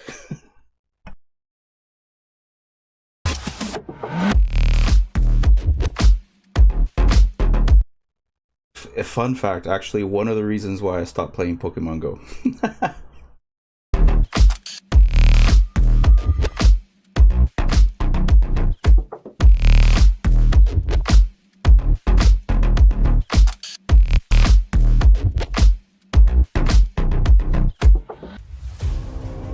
This Colorado family was being driven to a shopping center in a stolen vehicle, and they would have gotten away with it without cutting-edge technology alerting police of their crime. Nah, that was actually an OCR error.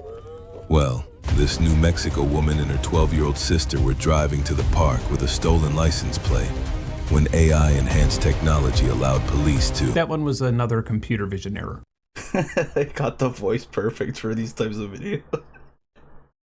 The bad guy was in the middle of doing something evil and the police showed up to stop. Too good. Well, yet another car-thieving woman of color caught red-handed. Nope, just a glitch. This situation keeps happening all over the country. Your tax dollars pay startups to rent AI superpowers to law enforcement. And then the following year, your tax dollars pay the lawsuit settlements when it doesn't work. Flock Safety is a startup that was founded in 2017 that specializes in developing and leasing security cameras that have AI capabilities such as license plate recognition and vehicle identification. And these security cameras feed into databases that law enforcement, private companies, and even private citizens can access and utilize. And if you own a car in the United States, you have unquestionably been logged within one of these databases. It works like this. You drive past a Flock Safety camera and it records an image or video. An image segmentation model or something similar looks for the license plate itself, or a rectangle with some key identifiers like tail lights or a rear window. Once it is confident enough that it found a license plate, it sends a portion of the image to an OCR model, or optical character recognition, which is probably the most widely used type of AI for consumers. For example, it's used in PDFs or any type of automatic data entry, like scanning and cashing checks on your phone with your bank's app. AI like this typically uses a confidence level threshold, so if the OCR model is above, say, 90% sure that your license plate was read accurately, then the information is saved with a location and timestamp on it. It can also classify the make and model of your vehicle and note if there are any bumper stickers or add-ons or cosmetic damage on the vehicle. And this information as well gets stored to that database. A law enforcement officer can then run your license plate and see every single time that your vehicle has been tagged in the database. So if you're in a city that has a lot of these cameras, it pretty much has the same effect as secretly sticking a GPS device on your car. Flock Safety is also happy to provide service to businesses and homeowners associations, and those private clients often allow law enforcement to access the data from their cameras. Then there's the hot list. If law enforcement puts you on the hot list, they are notified every single time that Flock detects you. So it's kind of like having a police tail all day, every day, but without the pesky annoyances of requiring a judicial warrant to target and track a citizen who may not even be suspected of any sort of crime. So now you might be asking, that's insane. No warrant, no nothing, and you're investigating some rando. Imagine you find out that they're not even linked to anything and you're knee deep in their history, their family history, and all this shit. And it's like, geez, dude. That's crazy. What is there to stop, I don't know, Texas law enforcement tracking women out of state who are suspected of getting illegal abortions? Or how would you prevent a jealous... See, this guy's going in the direction of, like, what if the law... Or what if the government uses the law, which is, yeah, that's a valid fear, but what if you have just rogue agents, right, who have access to this shit? And you have, like, a cop, let's say he's, like, a massive pervert, and he's using this shit to creep on a bunch of different women and do all sorts of weird shit on the background, right? Like, that shit happens. And this enables people like that. It gives people that avenue. It's really, really, really, really, oh, he does. Oh, shit, okay. Abusive person who also happens to be a law enforcement officer from using the system to constantly track his ex-girlfriend. I hope he does, because that's a big, I feel like a lot of people leave that out. Like, I feel like a lot of creepy guys are out there, and that's like a, you know, wait, did he say it? And her new partner. Well, unfortunately, you wouldn't prevent it, because these are just two of the many examples of things that have actually already happened. Flock Safety has exhibited the system to constantly track his ex-girlfriend and her new partner. Oh, well, unfortunately, yeah, you wouldn't prevent it, because these are just two of the many examples of things that have actually already happened. Flock Safety has exhibited the usual hyper-aggressive startup behavior that we've all grown accustomed to. Near or Yeah, that shit needs more attention. Like, that's like, because people are really quick to, I guess, sort of sweep under the rug, like, the chances that this could go the route of authoritarianism or like fascism or whatever, and people sort of get turned off by those words. It's like, oh, I don't even want to listen to that. But the reality is, like, this stuff is very, it makes the worst possible things accessible, right? Like that kind of stuff. Having an ex-boyfriend who works for the police and he has access to all this shit, it's like, this so dangerous, so dangerous. Orlando, Florida, for example, they and so much more immediate, you know, that it's an immediate fear that a woman can have, you know. You know, you could say, hey, well, if something were to happen with the government, it would be like way down the road. I'll probably won't even be here. Next week, something can happen like this, right? So it's like, it's a really important thing to bring up. So I'm glad he did. Installed nearly 100 cameras on public roadways without even notifying the county. And this entire industry sales pitches police departments with their cherry-picked success stories. If we didn't live in a surveillance state, this old lady with dementia would have never been found, or if it weren't for all these cameras, this homicide suspect would have never been taken off the streets and would still be murdering people right now. Had this license plate reader error not led to a mother and her young children being held at gunpoint, that family would have never received a $1.9 million settlement from Aurora, Colorado taxpayers. Weirdly, I couldn't find that example in any of their sales decks. From every single agreement that I've looked up and seen, the police department or local government do not own the camera but pays for their installation, then rents them for an annual subscription fee. And usually this is between... Holy fuck. They outsource the spying?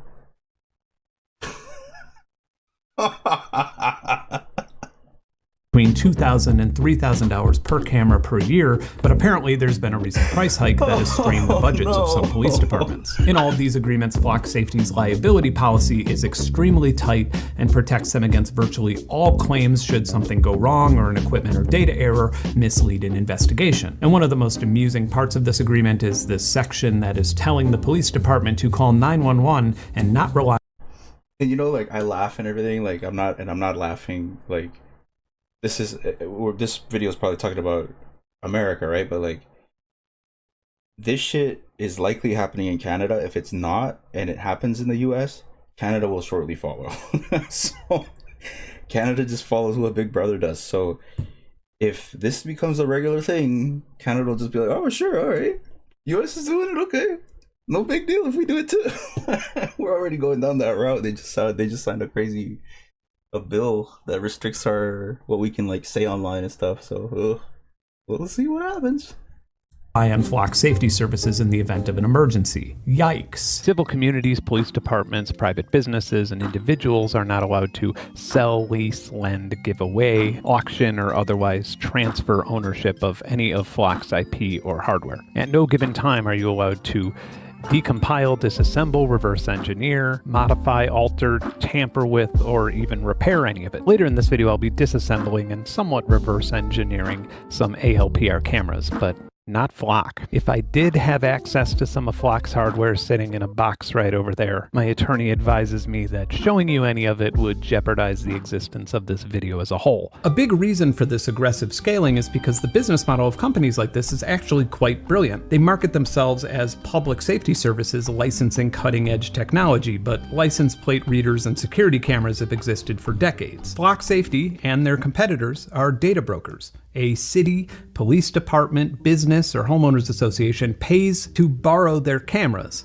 and then they retain the right to make some of that data accessible behind the same licensing paywall scheme for other clients or customers. Andreessen Horowitz, who is the VC of choice for data brokers and big data startups like Databricks, Fivetran, Scale AI, and Golden, just to name a few, they've invested nearly $500 million into Flock Safety, adding another $275 million just a few months ago. These are data broker numbers. For example, ADT, the largest and most recognizable home security company and brand in the world, went public in 1969 and has a market cap of $6.8 billion. And that market cap is eclipsed by Flock Safety's recent F-Series valuation of nearly $8 billion.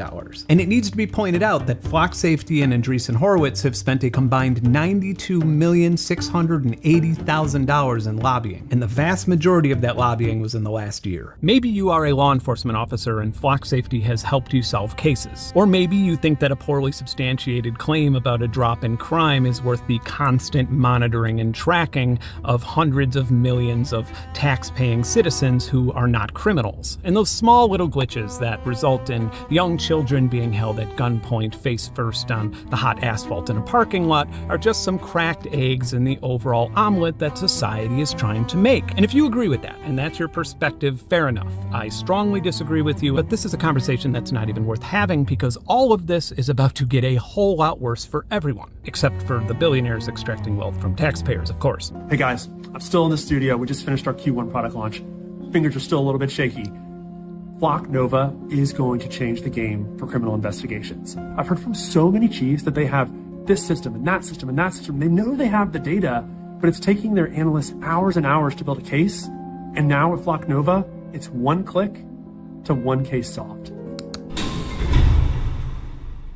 Flock Nova is a brand new product that is in beta at the time of me recording this, and it combines computer-aided dispatch, criminal records, video surveillance, automated license plate reader data, and here's the kicker, third-party data acquired by Flock Safety. What third-party data, you ask? They haven't exactly been transparent, but 404 Media asked the same question and found out that Flock Nova was using data leaked and sold from large-scale hacks and security breaches. And since that story broke, Flock made an announcement claiming to no longer be using illegally stolen personal data. Most of us at No longer. Nice. Good one. At face value don't really seem to mind, or at least don't think it's a big deal that our data is being farmed from us. Like, is it really that big of a deal that your activity on Pinterest under a mostly anonymized account is being stored and analyzed?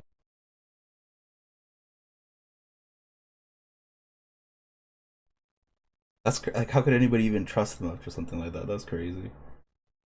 And sold? Well, it becomes a very big deal when it's combined with other data and stops being so anonymous. And when your health questionnaire information on BetterHelp was sold to Facebook, where you posted a bunch of photos from bars 10 years ago, and then all of that gets bundled by a data broker with your tracked and logged bad driving habits that your vehicle manufacturer sold. Yeah, that's a thing too. Guess what? All of Holy.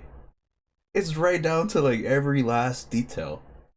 You can't even drive to work to earn the cash that you need to pay your taxes without your government tracking how you're driving so that they can penalize you later retroactively. Jeez! What a future we're headed towards, huh? All of this may explain the reason your car insurance costs twice as much as anybody else in your age demographic, or it may explain why you can't seem to get a good interest rate on a loan. And now, especially in 2025, where something you may have posted a decade ago will get you arrested and deported. My point is, data privacy never really seems like a big deal until it is. Some states have various laws regarding this, but nobody really seems to give a shit because in the few cases where they do get caught, the fine or settlement is a mere fraction of the income generated from buying and selling your third-party data. If a large retailer or fast food chain is not using Flock Safety, then they're probably using some other type of automated license plate reader. But once you walk in those doors, oh my God. Let's just use Walmart's corporate privacy policy as an example. They're logging your personal identifiers, your name, your phone number, your address, your email, your driver's license number, your signature, device identifiers such as your phone or smartwatch's MAC address. They're sussing out your age, gender, citizenship, race, marital status, household income, education, unemployment information, family health, number of children, credit card numbers and other payment information, geolocation history, photographs, audio recordings, video recordings, and if known, background checks and criminal convictions. Oh, hang on, I haven't even gotten to the creepy part yet. Inferences, aka... Oh, that's not the creepy part. your behavior and preferences from your shopping patterns, intelligence, and aptitude. And they reserve the right to share any and all of this with third parties, including but not limited to, you guessed it. It's been reported that police departments have been running queries and sharing Flock Safety's data with ICE. Some Home Depot and Lowe's locations are also Flock Safety customers, and they have also been known to share Flock Safety's data with law enforcement. It might be safe to assume that some of the immigration raids happening at Home Depot and Lowe's locations may be connected to this honeypot of data. So when an immigrant picks up some construction supplies before work, the store will then send the license plate and vehicle identification data to Flock Safety. That would trigger an alert on the hot list, and just like that, masked men arrive and pick up the Venezuelan day laborer with no criminal record and ship them off to a prison camp in El Salvador. Like, oof. Why? Can't y'all just can sell tools? So we have these creepy AI cameras everywhere, proving every paranoid schizophrenic person right by logging our vehicles' every move for police, retailers, and even gated communities. Then we have retailers building advanced personal and psychological profiles about us, which are then being traded to data brokers and combined with our internet shopping, browsing, and social media activity. And now law enforcement data brokers are buying it all up. Here's a hard truth that we all need to know and consider.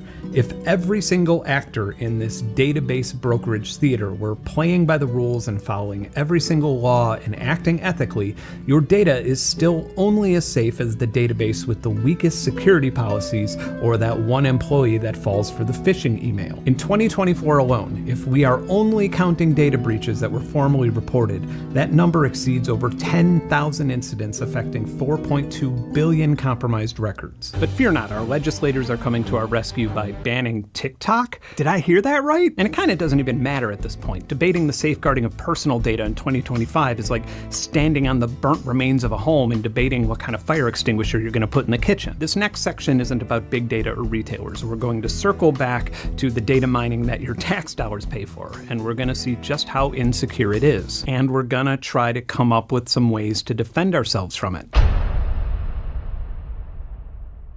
In this chapter, we'll be technically going over how ALPR cameras work and examining a few hardware vulnerabilities, but we kind of don't have to. From what I gathered, Flock Safety cameras can be reached by Bluetooth, and without breaking off into a completely separate tangent, security is not Bluetooth's strength. To Flock Security's credit, from what I could tell, all the Bluetooth seems to be doing is relaying hardware and status information about the camera and transmission system. The camera system also has a Wi-Fi radio that acts as a router with WPA2 encryption, which a lot of consumer products still use despite it being a 20-year-old technology with a lot of flaws. One of those biggest vulnerabilities is in the handshake. If you were to try to guess the passcode on an iPhone, you have about 6 tries before the device times out and makes you wait before you can try again. And this is the same or very similar for any smartphone or Gmail or any modern login page. With WPA2 Wi-Fi, there's a pre-shared password key, and an attacker can capture the handshake on their own device so they can sick their GPU on it. And if everything's updated and working properly and there are no other security vulnerabilities at all on the router, a modern gaming GPU can crack an 8-digit key in under 3 hours.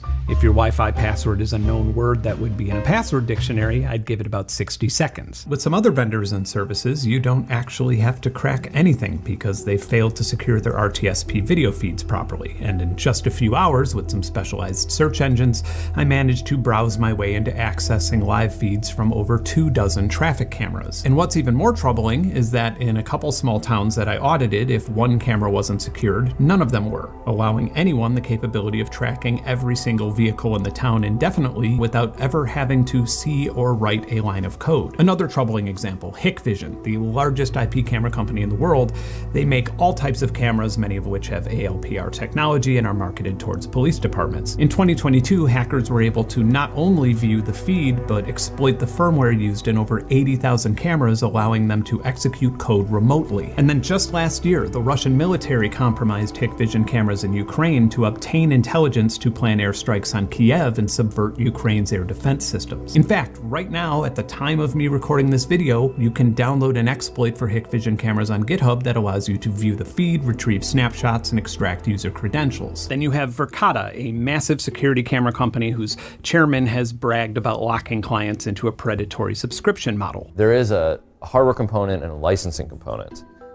Now the license, you might have bought a 1-year license, but you like literally bolted the hardware to your ceiling. So like you're not taking it down. Many of their clients in healthcare, prisons, police departments, and so on couldn't afford to leave for a more secure ecosystem. So when every single one of their 150,000 plus cameras were hacked due to a corporate administrator account having their username and password publicly exposed on the internet, hackers not only had access to the private video feeds, but the networks that they were connected to. And they were also able to access the archives of those cameras as well, the clips that had been saved by those customers. If there's one way to get me completely obsessed about something technical, it's to tell me that I'm not allowed to learn about it. And few industries are cagier about technical analysis or pen testing than the security camera industry. One would assume that it's because they do not want the general public figuring out the technical function of a device that people depend on for security, and by forcing customers into tight agreements or cease and desisting anybody who posts a disassembly video, they're making you safer. If you're buying, or if you're in the market of buying any type of home, business, or civic security device or solution, you should be looking for a solution with a high level of openness and transparency. Probably about the worst thing that a nerdy YouTube channel can do to malicious hackers is make content publicly reporting on security vulnerabilities, because it forces the manufacturers to swiftly correct those vulnerabilities or face losing customers to competitors. I started my journey here by obtaining one of the most popular license plate recognition cameras that are mounted on police cars, made by Vigilant Solutions, which is a tough sounding name that Motorola uses when trying to market to law enforcement agencies. It truly did feel like more of Motorola's efforts went into obfuscating its functionality and making it absurdly proprietary than the part that, reads license plates. And ironically, it had a micro SD card in it with unencrypted data. Yeah, not great. Most of them have two different camera sensors, one for the daytime and one for the nighttime, and then a bunch of infrared light emitters. So for example, if a police officer is driving behind a vehicle at night, it'll send out an infrared flash and then take a photo at a very high frame rate, so it's underexposed everywhere but the infrared reflection from the license plate itself. And keep in mind that our human eyeballs are not able to see infrared light, so you or the police officer probably doesn't even realize that a flash is taking place. I'll demonstrate this really quick. Here is a longer exposure with no infrared flash. Here is a longer exposure with an infrared flash. Here's a very fast exposure with the infrared flash. Anyway, this channel's attorney has expressed some concern over the complicated legalities of powering the camera on and using it in this video, considering how I obtained it. And no, I did not steal it off of a police car. So instead, I took it apart and analyzed just about every chip on it, and then rebuilt something similar to the functionality of the daytime camera to see if I can get a nice license plate reader on my truck, just like the police have. And then rather than sending all of the data to an external computer or server, I figured I might as well try to do everything in a sleek device that I put together. I put a Raspberry Pi 5 behind a 7-inch touchscreen display, then used a USB camera module with the exact same specs as the daytime camera. As mentioned earlier, the first order of business is image segmentation, or finding the license plate itself. And this was the most challenging part that required the most tweaking, because rectangles are everywhere. The OCR, or the plate reading part of this project, worked just fine, but if this were my police department and I was the chief, I'd demand better. And ultimately, what's the point of doing all of this if we're not going to create a future-proof method of using technology to allow citizens to opt out from being logged by these types of devices? So we need some more modern AI. There are quite a few license plate reader models available in a virtually endless supply of shape recognition models. YOLO, or You Only Look Once, seemed to perform the most accurate out of the bunch, and it was working much better than the open ALPR-based models that some popular public safety data broker companies use. But YOLO is also pretty power hungry, so I had to add a Halo AI board with 26 TOPS to my little police computer here, and then I decided to switch to a camera that communicated directly with the Pi board with dual channels, and that way I wouldn't have to deal with the overhead of a USB controller. I know this is so dorky, but look, we have an incredibly powerful computer vision system that's much more accurate than anything on the market for law enforcement, and it probably costs me around $250 if you don't count the trial and error. And what's better is I could probably use an accurate computer vision system for future projects, or maybe it'll just simply let me know when one of my chickens escapes. But in the meantime, we're going to pump. That's funny. He's like, oh, this is super dorky. I know, but it's like, in my opinion, I think this shit's fucking dope. Like, I have mad respect for people who can put shit together like this, engineering and shit like that. I had this buddy a long time ago. I was growing up. How old were we? Shit. I think we were like 12. We were like 12 years old.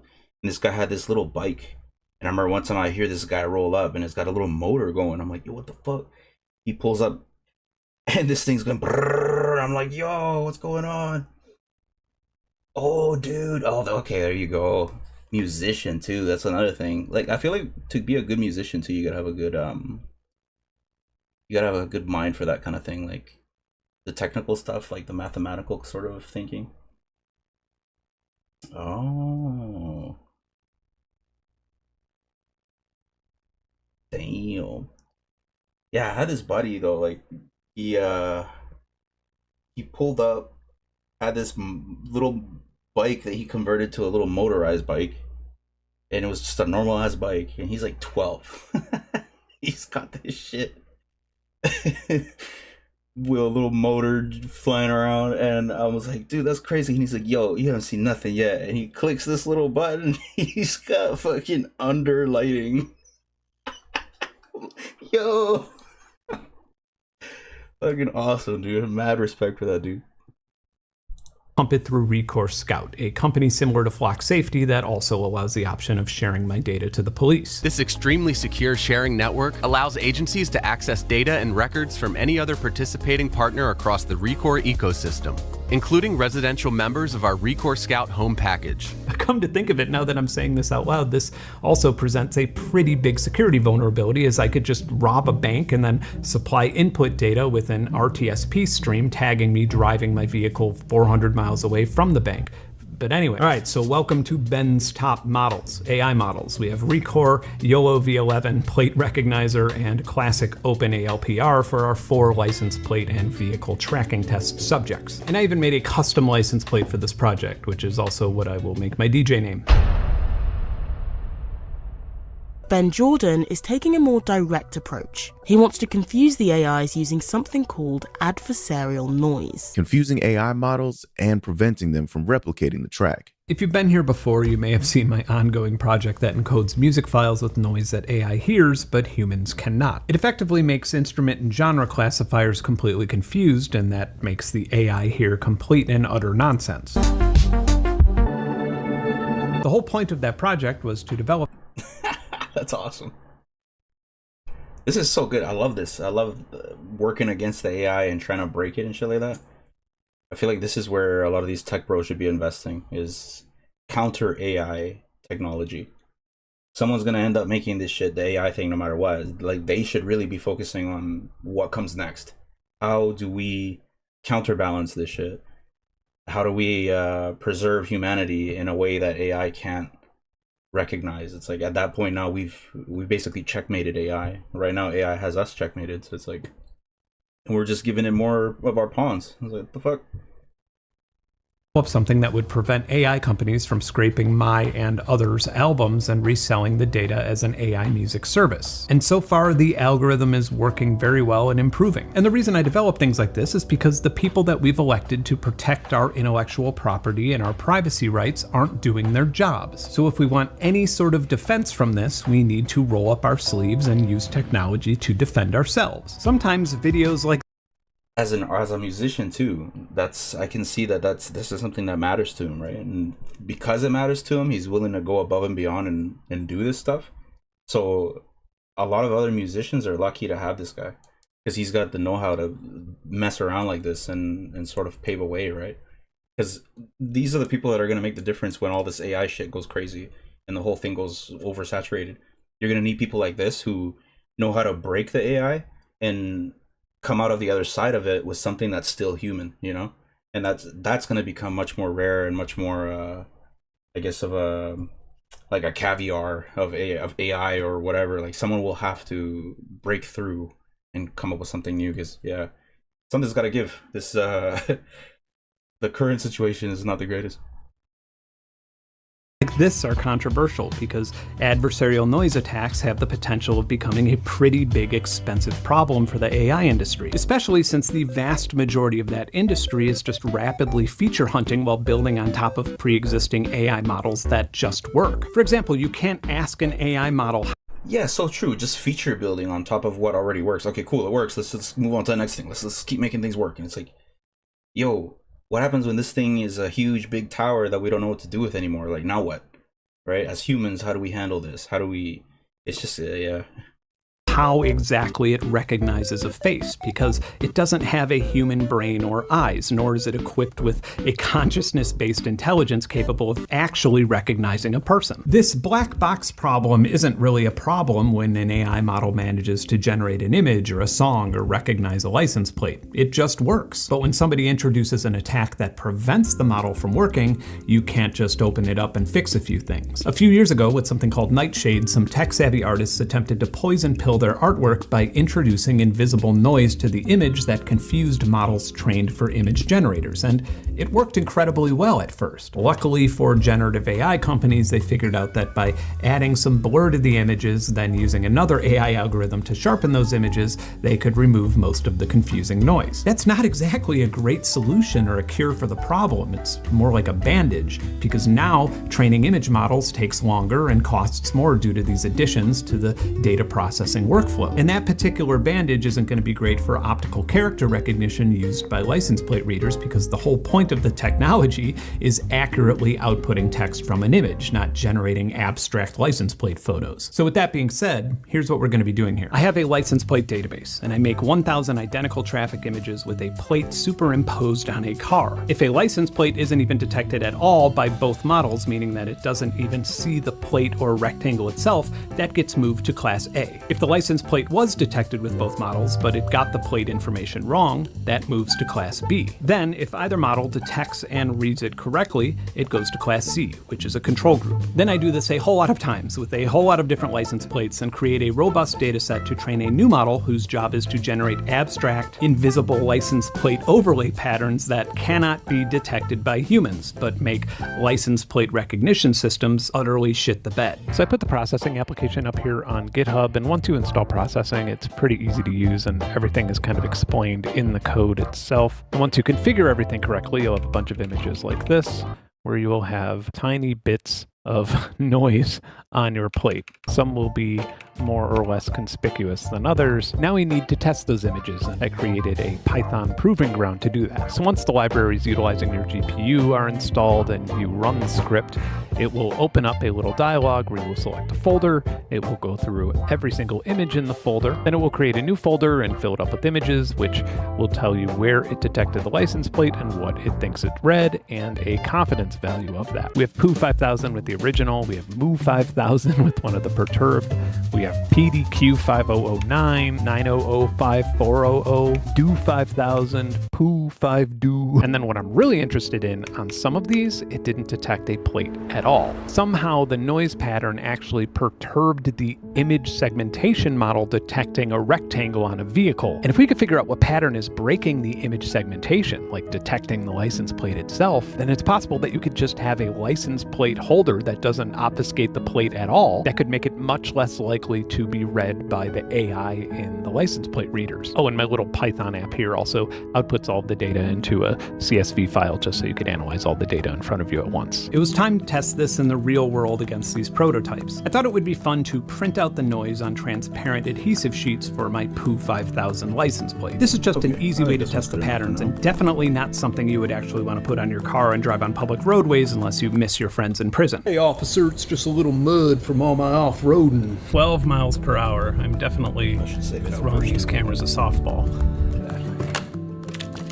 Let's do one at congested parking lot speeds. I mean, that's like essentially holding text right up to the camera. That looks like a normal license plate. Some of these ALPR models are not as visually interesting as others, so rather than just showing a bash terminal scrolling text, we'll stick with footage of the ones where I could pump live video in and get real-time results. So with no adversarial noise, just the raw license plate, it detected POO 5000. This is adversarial noise layer A. And it's definitely pretty confused, and it doesn't seem to pass the confidence threshold to even register a plate at all. I tried the Band 1 plate because it's a style that hasn't been used in like 30 or 40 years, and it has red text, and it's just very different than the one that we were trying to attack initially with the black noise. And it definitely does confuse it quite a bit. All right, this is Yowo V8.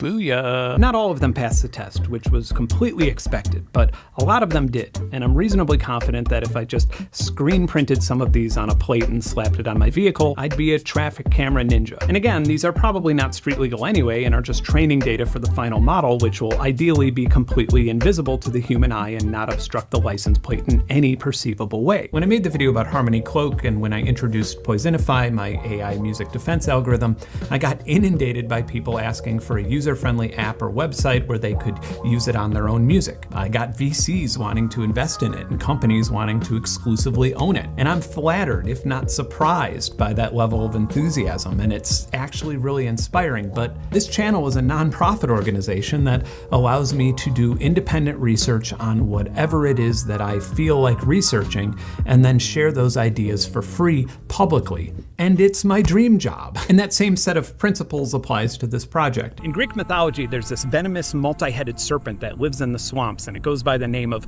the Lernaean Hydra. And anytime that somebody tried to slay this monster by cutting off one of its heads, they would see two heads grow back in its place instantly. And this monster caused many generations to live in fear until one very powerful and brave man was tasked with destroying it.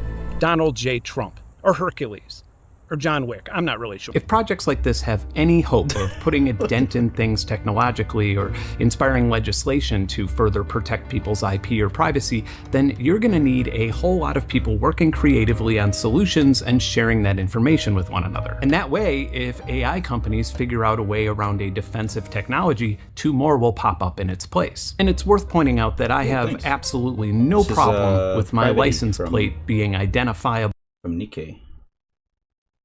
I'm gonna try and do a short little animation. I haven't done one of those in a little while. She's like a really fun character.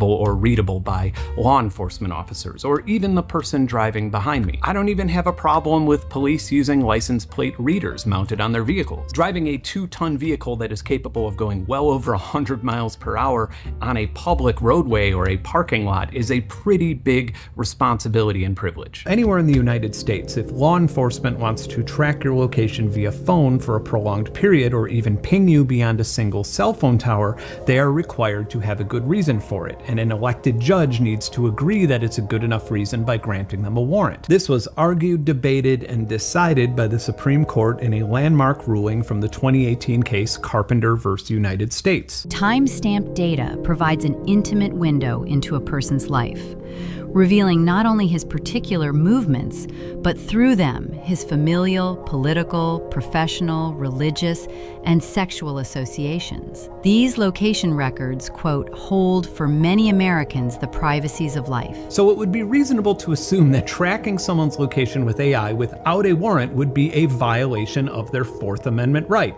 Right? Well, just that phrase, tracking someone with AI, sounds crazy to me.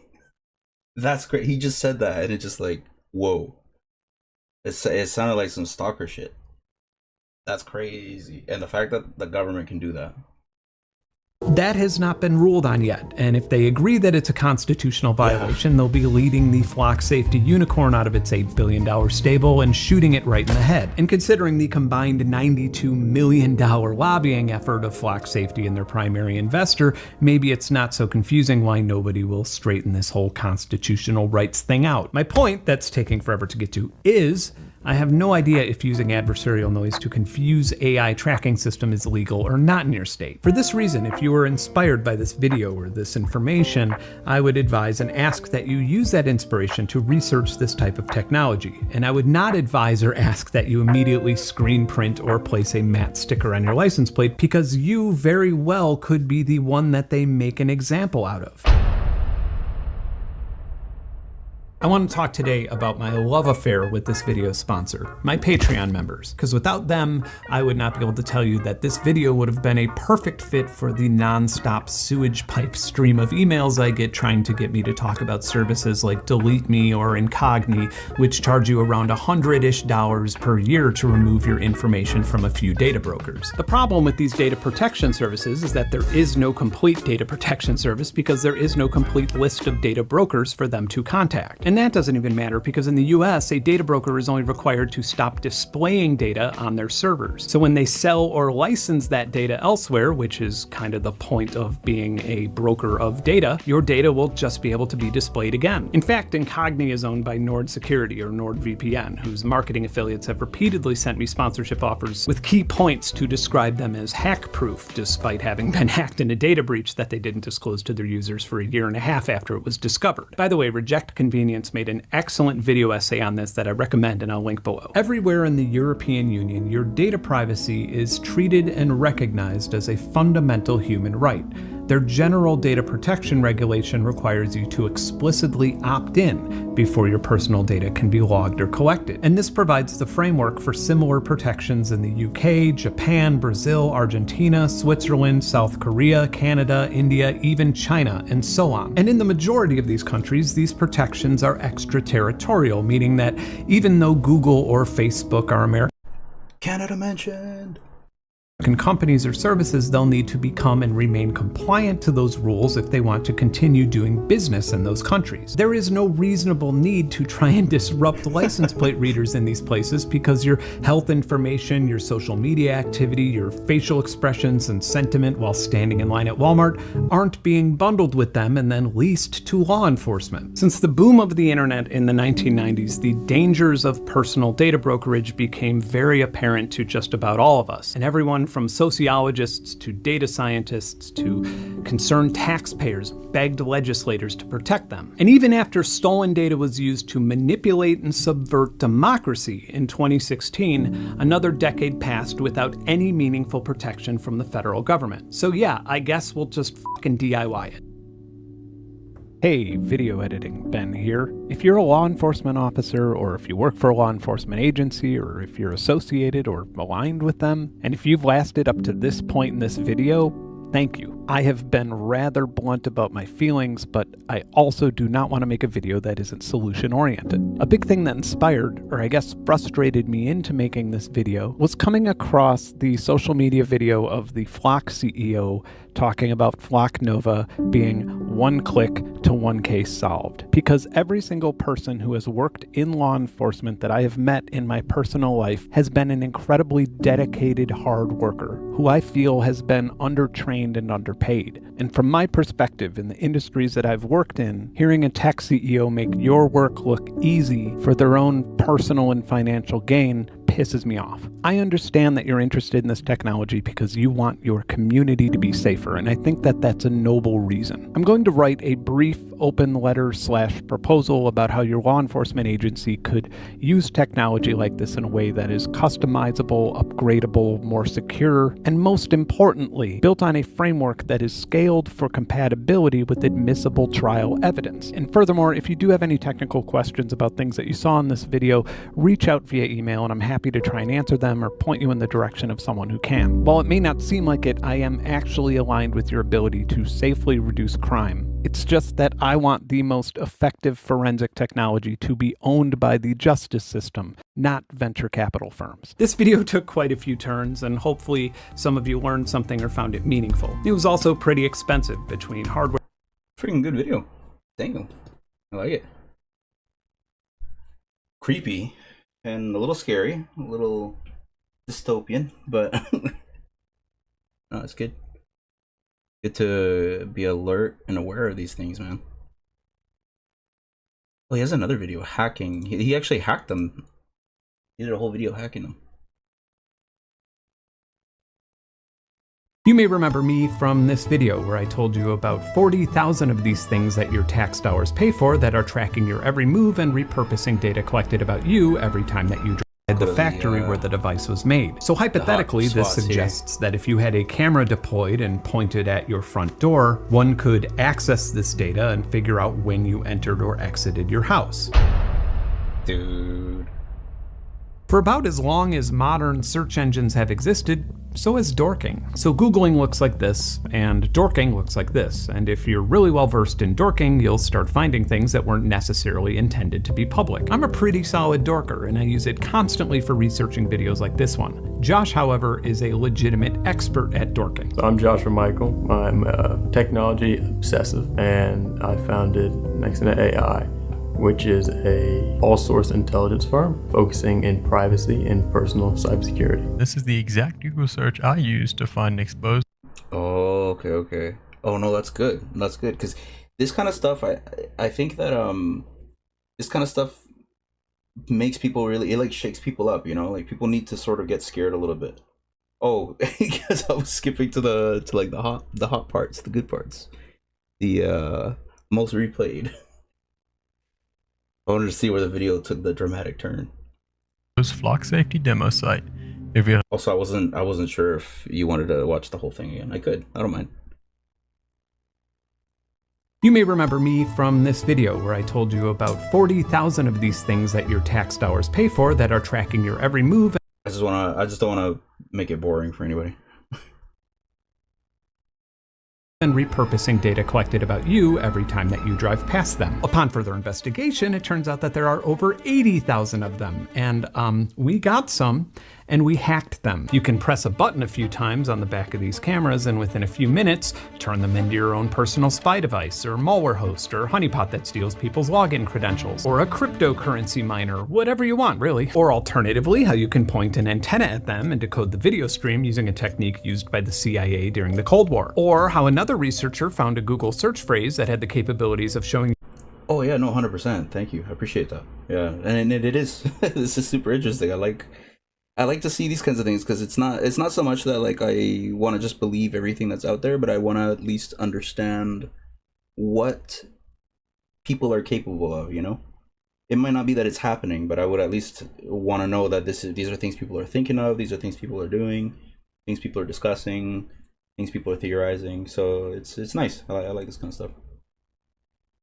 You the real-time location of these cameras and police patrol cars. This isn't clickbait or an exaggerated claim with no payoff. Just the other day, weeks before this video will be released, US senators and representatives drafted an official letter to open an investigation that highlights the national security risks associated with our findings. And in this video, I'm going to show you exactly how they work and even demonstrate them to journalists. No f***ing way! And finally, we're going to take a deep data dive into the efficacy, misinformation, and straight up lies surrounding some private surveillance startups, and we're going to use that momentum to push for protocols and legislation that actually makes you safer.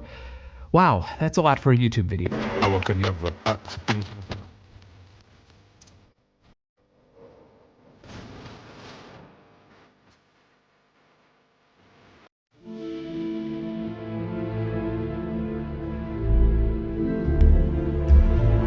The meat and potatoes of this video will be mostly in parody with John Gainsek's white paper, and that's linked in the description below. Many of these vulnerabilities were recently published with the National Vulnerability Database or are in the process of publication. And to prevent the average viewer from getting lost or falling asleep, I'm going to keep many of the formalities and extensive details to a minimum, but if you find yourself wanting more details at any time in this video, just check the description for a whole bunch of links. Welcome to the world of responsible disclosure. And while I'm up here, let me tell you that to the best of my knowledge, any of the cameras or hardware seen in this video were acquired legally. I have not shared or redistributed any of the data on them, and as long as they are in my possession, they will not be placed into the wild. At no point in time have I knowingly accessed or interfered with any server or service related to or owned by Flock Safety. There is a chance that all of the devices that you see in this video, or all of the devices that we have acquired from multiple different sources, are unique and do not have the same hardware or software that the devices in the wild have. I have no idea how or why that would be the case, but it is technically a possibility. And finally, Currently, at the time of me recording this, there are 47 security issues covered, with the vast majority listed in the white paper. In this video, I'm going to be showing you 6 of them. Over the last summer, when doing research for my first video on this topic, I started poking around to see if anyone had done an independent audit of flock safety or related services. This naturally led me to the dark web, where I have access to some semi-private communities dedicated to hacking and open source intelligence. Some of these communities have well-organized marketplaces for breached data, credentials, exploits, and all that stuff.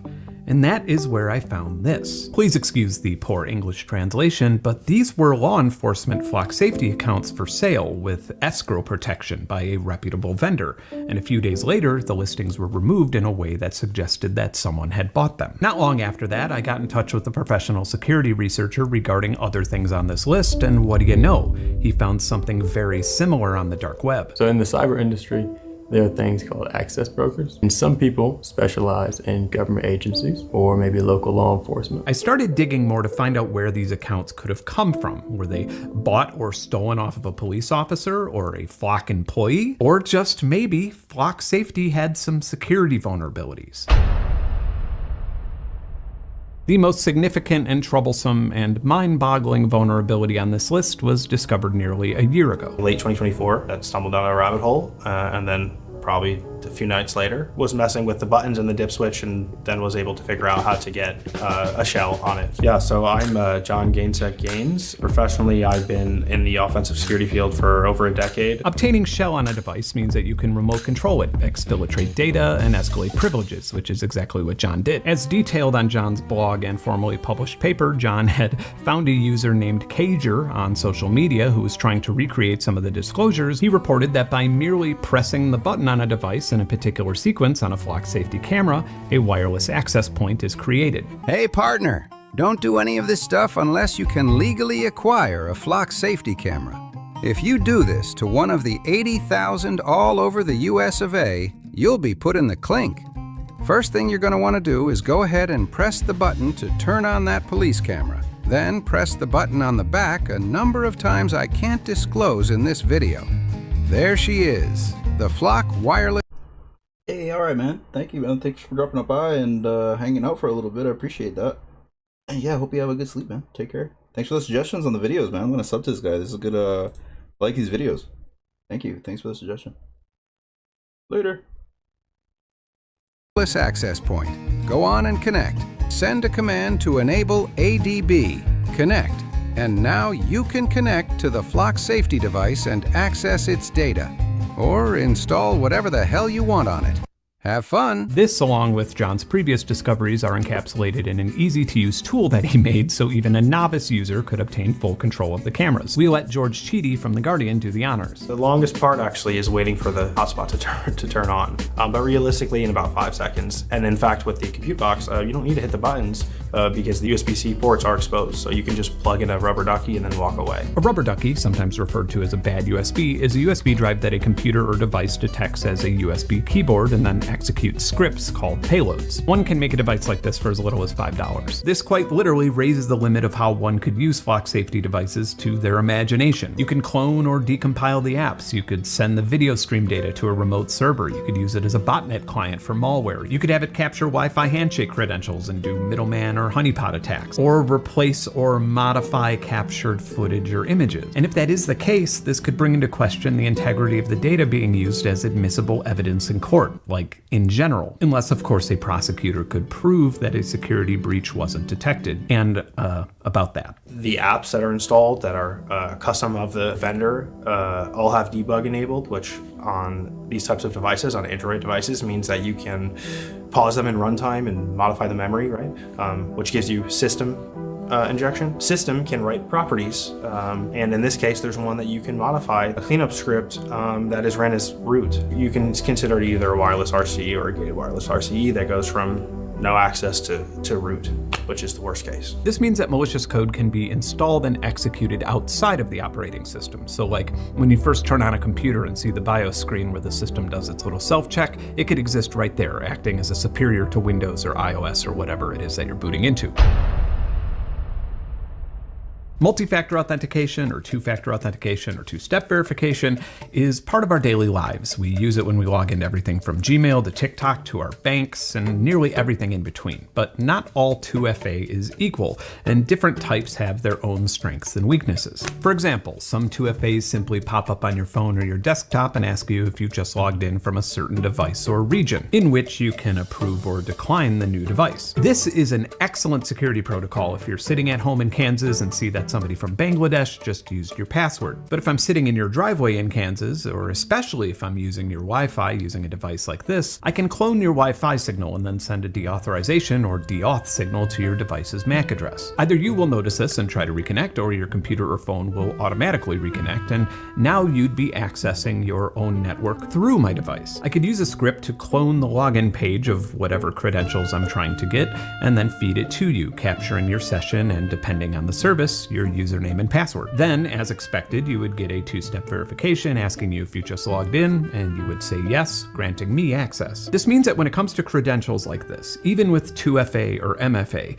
a police surveillance company's security can only be as good as the least security-minded person with access to that system. If you're wondering how low this security bar can go with clients, you'll be disappointed to know that Flock Safety doesn't require two-factor authentication with some police departments. Yes, you heard that right. The security process you go through when you log into Disney Plus is just too much to ask some police departments to do when accessing confidential information and the location of, in some cases, virtually everyone. When I first found this out, I simply couldn't believe it. And neither could U.S. Senator Wyden's team, which is why it's among the issues leading to a request for the FTC to open an investigation into the company on the grounds of national security. Fortunately, there's a super easy solution to this, a USB or NFC authenticator. It costs as little as $10, and you just plug it in or wave it in front of your device for the second layer of authentication. And if this is too much hassle for an able-bodied police officer or employee to use, then maybe they shouldn't have access to secure information. It's really frustrating to spend this much time talking about a problem when a very simple and common sense solution to that problem has existed since day one.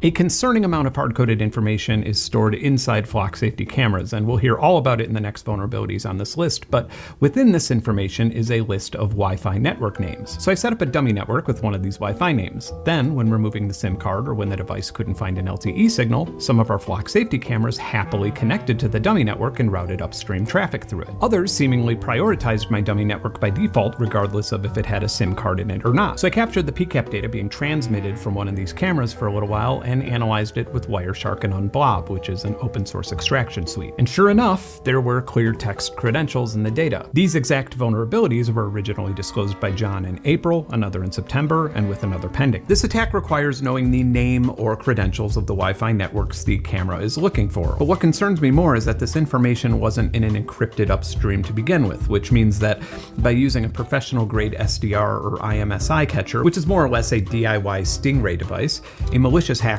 could just hijack the LTE connection and then do the exact same thing without needing to know these network names or even being physically near the camera. This could also allow a more modern version of a Tempest attack, which I'll demonstrate in a few minutes, and that's where a hacker could decode the motion JPEG video stream. I actually tried to accomplish this as I love puzzles, but unfortunately time forced me to choose between decoding the pixel sequence or finishing this video, and here we are. When I recreated John's research on these devices, as previously shown, it was as clear to me as it was to John when he first discovered it that they inadequately protected credentials, API keys, passwords, and more. As I mentioned, the GainSec blog and the papers have a lot more details on this for the technically minded, but I'm going to use this segment to talk about some of the other troubling things that were found stored in the camera. On Flock Safety's website, it is stated that they do not capture or record data of people, but only vehicles. They also state that data and footage is encrypted throughout the entire life cycle, and that data is automatically removed from devices after 7 days. Speaking for myself, when I recreated John's research across multiple devices, I confirmed exactly what he was seeing. If Flock Safety's cameras in the wild are operating like the ones we researched, this would be a clear contradiction to their statements. Firstly, when I moved in front of the camera, the radar module triggered the camera module to take a picture of me. Then the onboard AI looked for a license plate and didn't find one. but it stored the image anyway to a separate folder. Now this doesn't seem to target people. It will also take a picture of my hand if I move it in front of the lens, or a picture of my desk if I move the device. But what I observed were the devices intentionally saving the footage, not erasing it. Secondly, throughout the entire process of verifying John's research, I didn't crack or decrypt a single thing. Any of the information, footage, or data that you see or hear about in this video was unencrypted at runtime. And finally, when going through the files and temp folders of the Falcon cameras, we absolutely found images older than 7 days. In fact, John found stored images that were captured when the camera was triggered inside the factory where the device was made. So hypothetically, this suggests that if you had a camera deployed and pointed at your front door, one could access this data and figure out when you entered or exited your house. For about as long as modern search engines have existed, so has dorking. So Googling looks like this, and dorking looks like this. And if you're really well versed in dorking, you'll start finding things that weren't necessarily intended to be public. I'm a pretty solid dorker, and I use it constantly for researching videos like this one. Josh, however, is a legitimate expert at dorking. So I'm Joshua Michael. I'm technology obsessive, and I founded Nexina AI, which is a all-source intelligence firm focusing in privacy and personal cybersecurity. This is the exact Google search I used to find an exposed flock safety demo site. Reveal how their system traces cars, maps patrol vehicles, and can soon build full investigation profiles on people. At first glance, it was a UI demo site meant to just show off how cool their buttons look. As I looked deeper, it contained 5,000 lines of source code for a search platform. And buried in the code was a live API key. And an API stands for Application Programming Interface, which basically allows a computer to contact another computer without having to deal with all the clunky things like user interfaces and buttons. The confidentiality of API keys and tokens like this are sometimes more important than things like usernames and passwords, because in many cases, the token alone grants you the same access but without front-end security measures like CAPTCHA or two-step verification. And it had access to over 50 private layers that I didn't dare touch because I'm too handsome for prison. I used open source intelligence to see what data is stored in ArcGIS. Let me show you some of the things I found that police departments and flock safety are storing on ArcGIS. This flock safety map, it's obviously a demo, but it shows that they'd store registration data. So names, emails, how many cameras, and a field to attach files, whatever that may be. Carrollton Police Department, this is no good. The exposed API key may have granted us access to track live patrol car locations. Also on the naughty list is Aurora, Colorado, or maybe Flock Safety. I don't actually know who owns this map. It's Flock Safety, leaking another ArcGIS layer with officers' names, phone numbers, emails, and even their expected patrol areas. This is the worst one, coming out of Dallas, Texas. A map layer with 6,000 records of hot list alerts containing license plates, the reasons why they're on that list, the exact location detected, the camera that caught them, and the time that they went by. Anyone could Google, find this map, and trace these people's movement patterns for 5 months. Also going to note the reason category has someone in there for just suspect, and a bunch of others literally have no reason and are blank. So let's back it up for a second. If you call 911 and the dispatcher deems it an emergency requiring police, most modern police cars have a GPS module installed that reports back to dispatch. That way they can efficiently contact the police nearest the event and expedite the response time. Flock Safety and many of its clients use third-party services that make sense of this constant stream of data, and all of that data is handled with an API. Just a few weeks ago, 2 security researchers, Alexa Feminella and James Zhang, wrote a report discovering that ArcGIS had been compromised by a Chinese state-sponsored hacking group called Flex Typhoon. The report from InfoSecurity magazine states the hackers allegedly targeted a legitimate public-facing ArcGIS application. This is software that allows organizations to manage spatial data for disaster recovery, emergency management, and other critical functions. This is just a very recent example of what could be compromised with sensitive API information for geospatial platforms. This is probably, in real-world scenarios, the least concerning vulnerability in this video, but one of the most fascinating ones, and very few consumer or security cameras, displays, or network manufacturers have the means or know how to test for it. At some level, this device that you're watching this video on is leaking non-ionizing electromagnetic radiation. And if the R word is unsettling, non-ionizing means no DNA damage. Phones leak it, monitors leak it, microphones leak it, camera modules leak it, most modern electronic devices leak it. But some of these leaking speaking, electromagnetic waves are resonating and modulating in parity with the signal.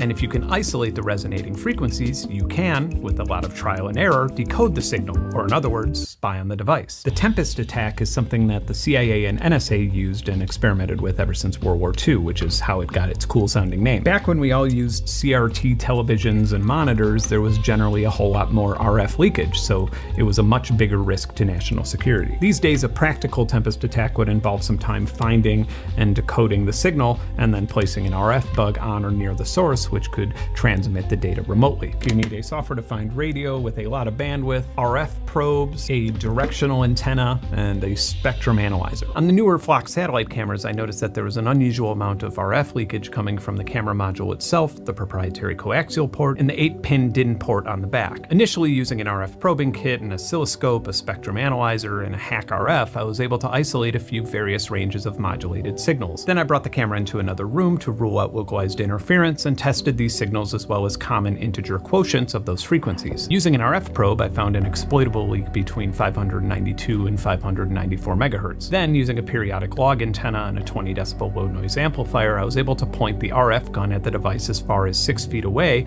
and make out what the camera was capturing. In this case, me. Obviously, the quality and lack of color leaves a lot to be desired, but that's just because the software-defined radio I was using to pick this up just didn't have the bandwidth for that kind of quality. If someone were to use a professional-grade multi-channel SDR board with higher resolution sample rates, the quality of the Tempest attack output can be nearly as good as its source. But due to the high cost of equipment and the knowledge and time required to execute an attack like this, most consumer device manufacturers and owners do not need to be super worried about this. However, if a device is being used for something related to national security, government use, or public surveillance, this absolutely needs to be protected against. This is just my opinion here, but most of these things are entirely preventable and the result of prioritizing growth over painfully obvious industry standard security measures like multi-factor authentication. Another really obvious low-hanging fruit here is using mobile phone operating systems and hardware for a government surveillance camera. The Falcon, the Sparrow, and likely Flex LPR devices, or the cameras you most commonly see all over the country, were running Android Things 8 or 8.1, which was discontinued in 2021, and that includes security updates. At this time, there are over 900 published vulnerabilities for this OS. Like, someone please explain to me why there are even cameras in the wild recording public activity that aren't even running on supported software. If your phone or your computer or your home security system stopped being supported and you understood how bad this could make your life, you'd probably be inclined to throw them in the garbage. The way this is supposed to work is when you discover a vulnerability, you attempt to reach out to the company and you give them a 90-day window to release a patch. No shout-out, reward, compensation, or bounty is required. However, after those 90 days pass, the discoverer can then post a detailed write-up. Alternatively, some go the bug bounty route, where you report it and get a monetary or reputational reward. However, as explained by John and Josh, this route has commonly started to include non-disclosure agreements. This means that even if the company decides not to pay a reward, the discoverer cannot legally disclose the issue publicly. So they did offer me a bug bounty. It wasn't very specific, and it included an NDA prior to knowing anything more. I don't think you're going to improve cybersecurity as a whole through not talking about it. Early February, I reached out. I disclosed, I want to say 7 to 12 vulnerabilities maybe for the license plate reader and the gunshot detection. They responded within like a day and a half and immediately asked for a video chat in which, I obliged, talking about joint PR statements and so on and so forth.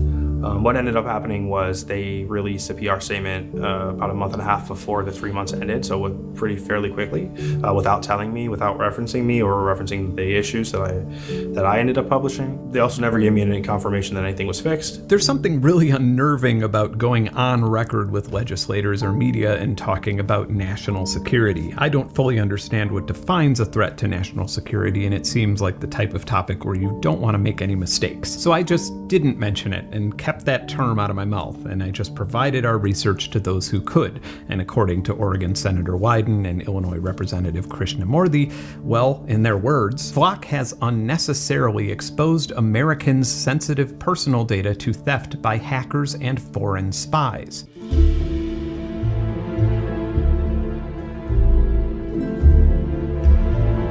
Part of my research was trying to figure out just how effective the adoption of flock safety and similar ALPR services have been at reducing crime rates or increasing crime clearance rates, and this is a deceptively difficult task. For example, let's do what most people concerningly do these days and ask Google and let AI answer it for us.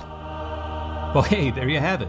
Let's maybe look at those actual sources though. By the way, I want to take a moment to congratulate Flock Safety on their search engine optimization skills. It's so good that even services that only exist to help companies improve their SEO are like, bro, sorry, it's literally impossible to improve beyond your elite talent. This means that whenever you want to find information about Flock Safety or ALPRs or police cameras, Flock is going to be the most prominent and influential force in your initial results, and subsequently, so will the AI assistant's answer. More on that hellscape in a future video. But hey, look, some studies. Let's check them out. Okay, so only 2 of these studies took place after Flock Safety was even incorporated, and they tell us nothing about the efficacy of surveillance or data collection. Flock Safety's website claims that 10% of all crime in America is solved using their services, which is a pretty impressive thing to brag about. However, the source that they cite this claim with was a research paper created by 2 Flock Safety employees that doesn't really outline regional analysis. In other words, crime has been dropping nationally in America since 2021.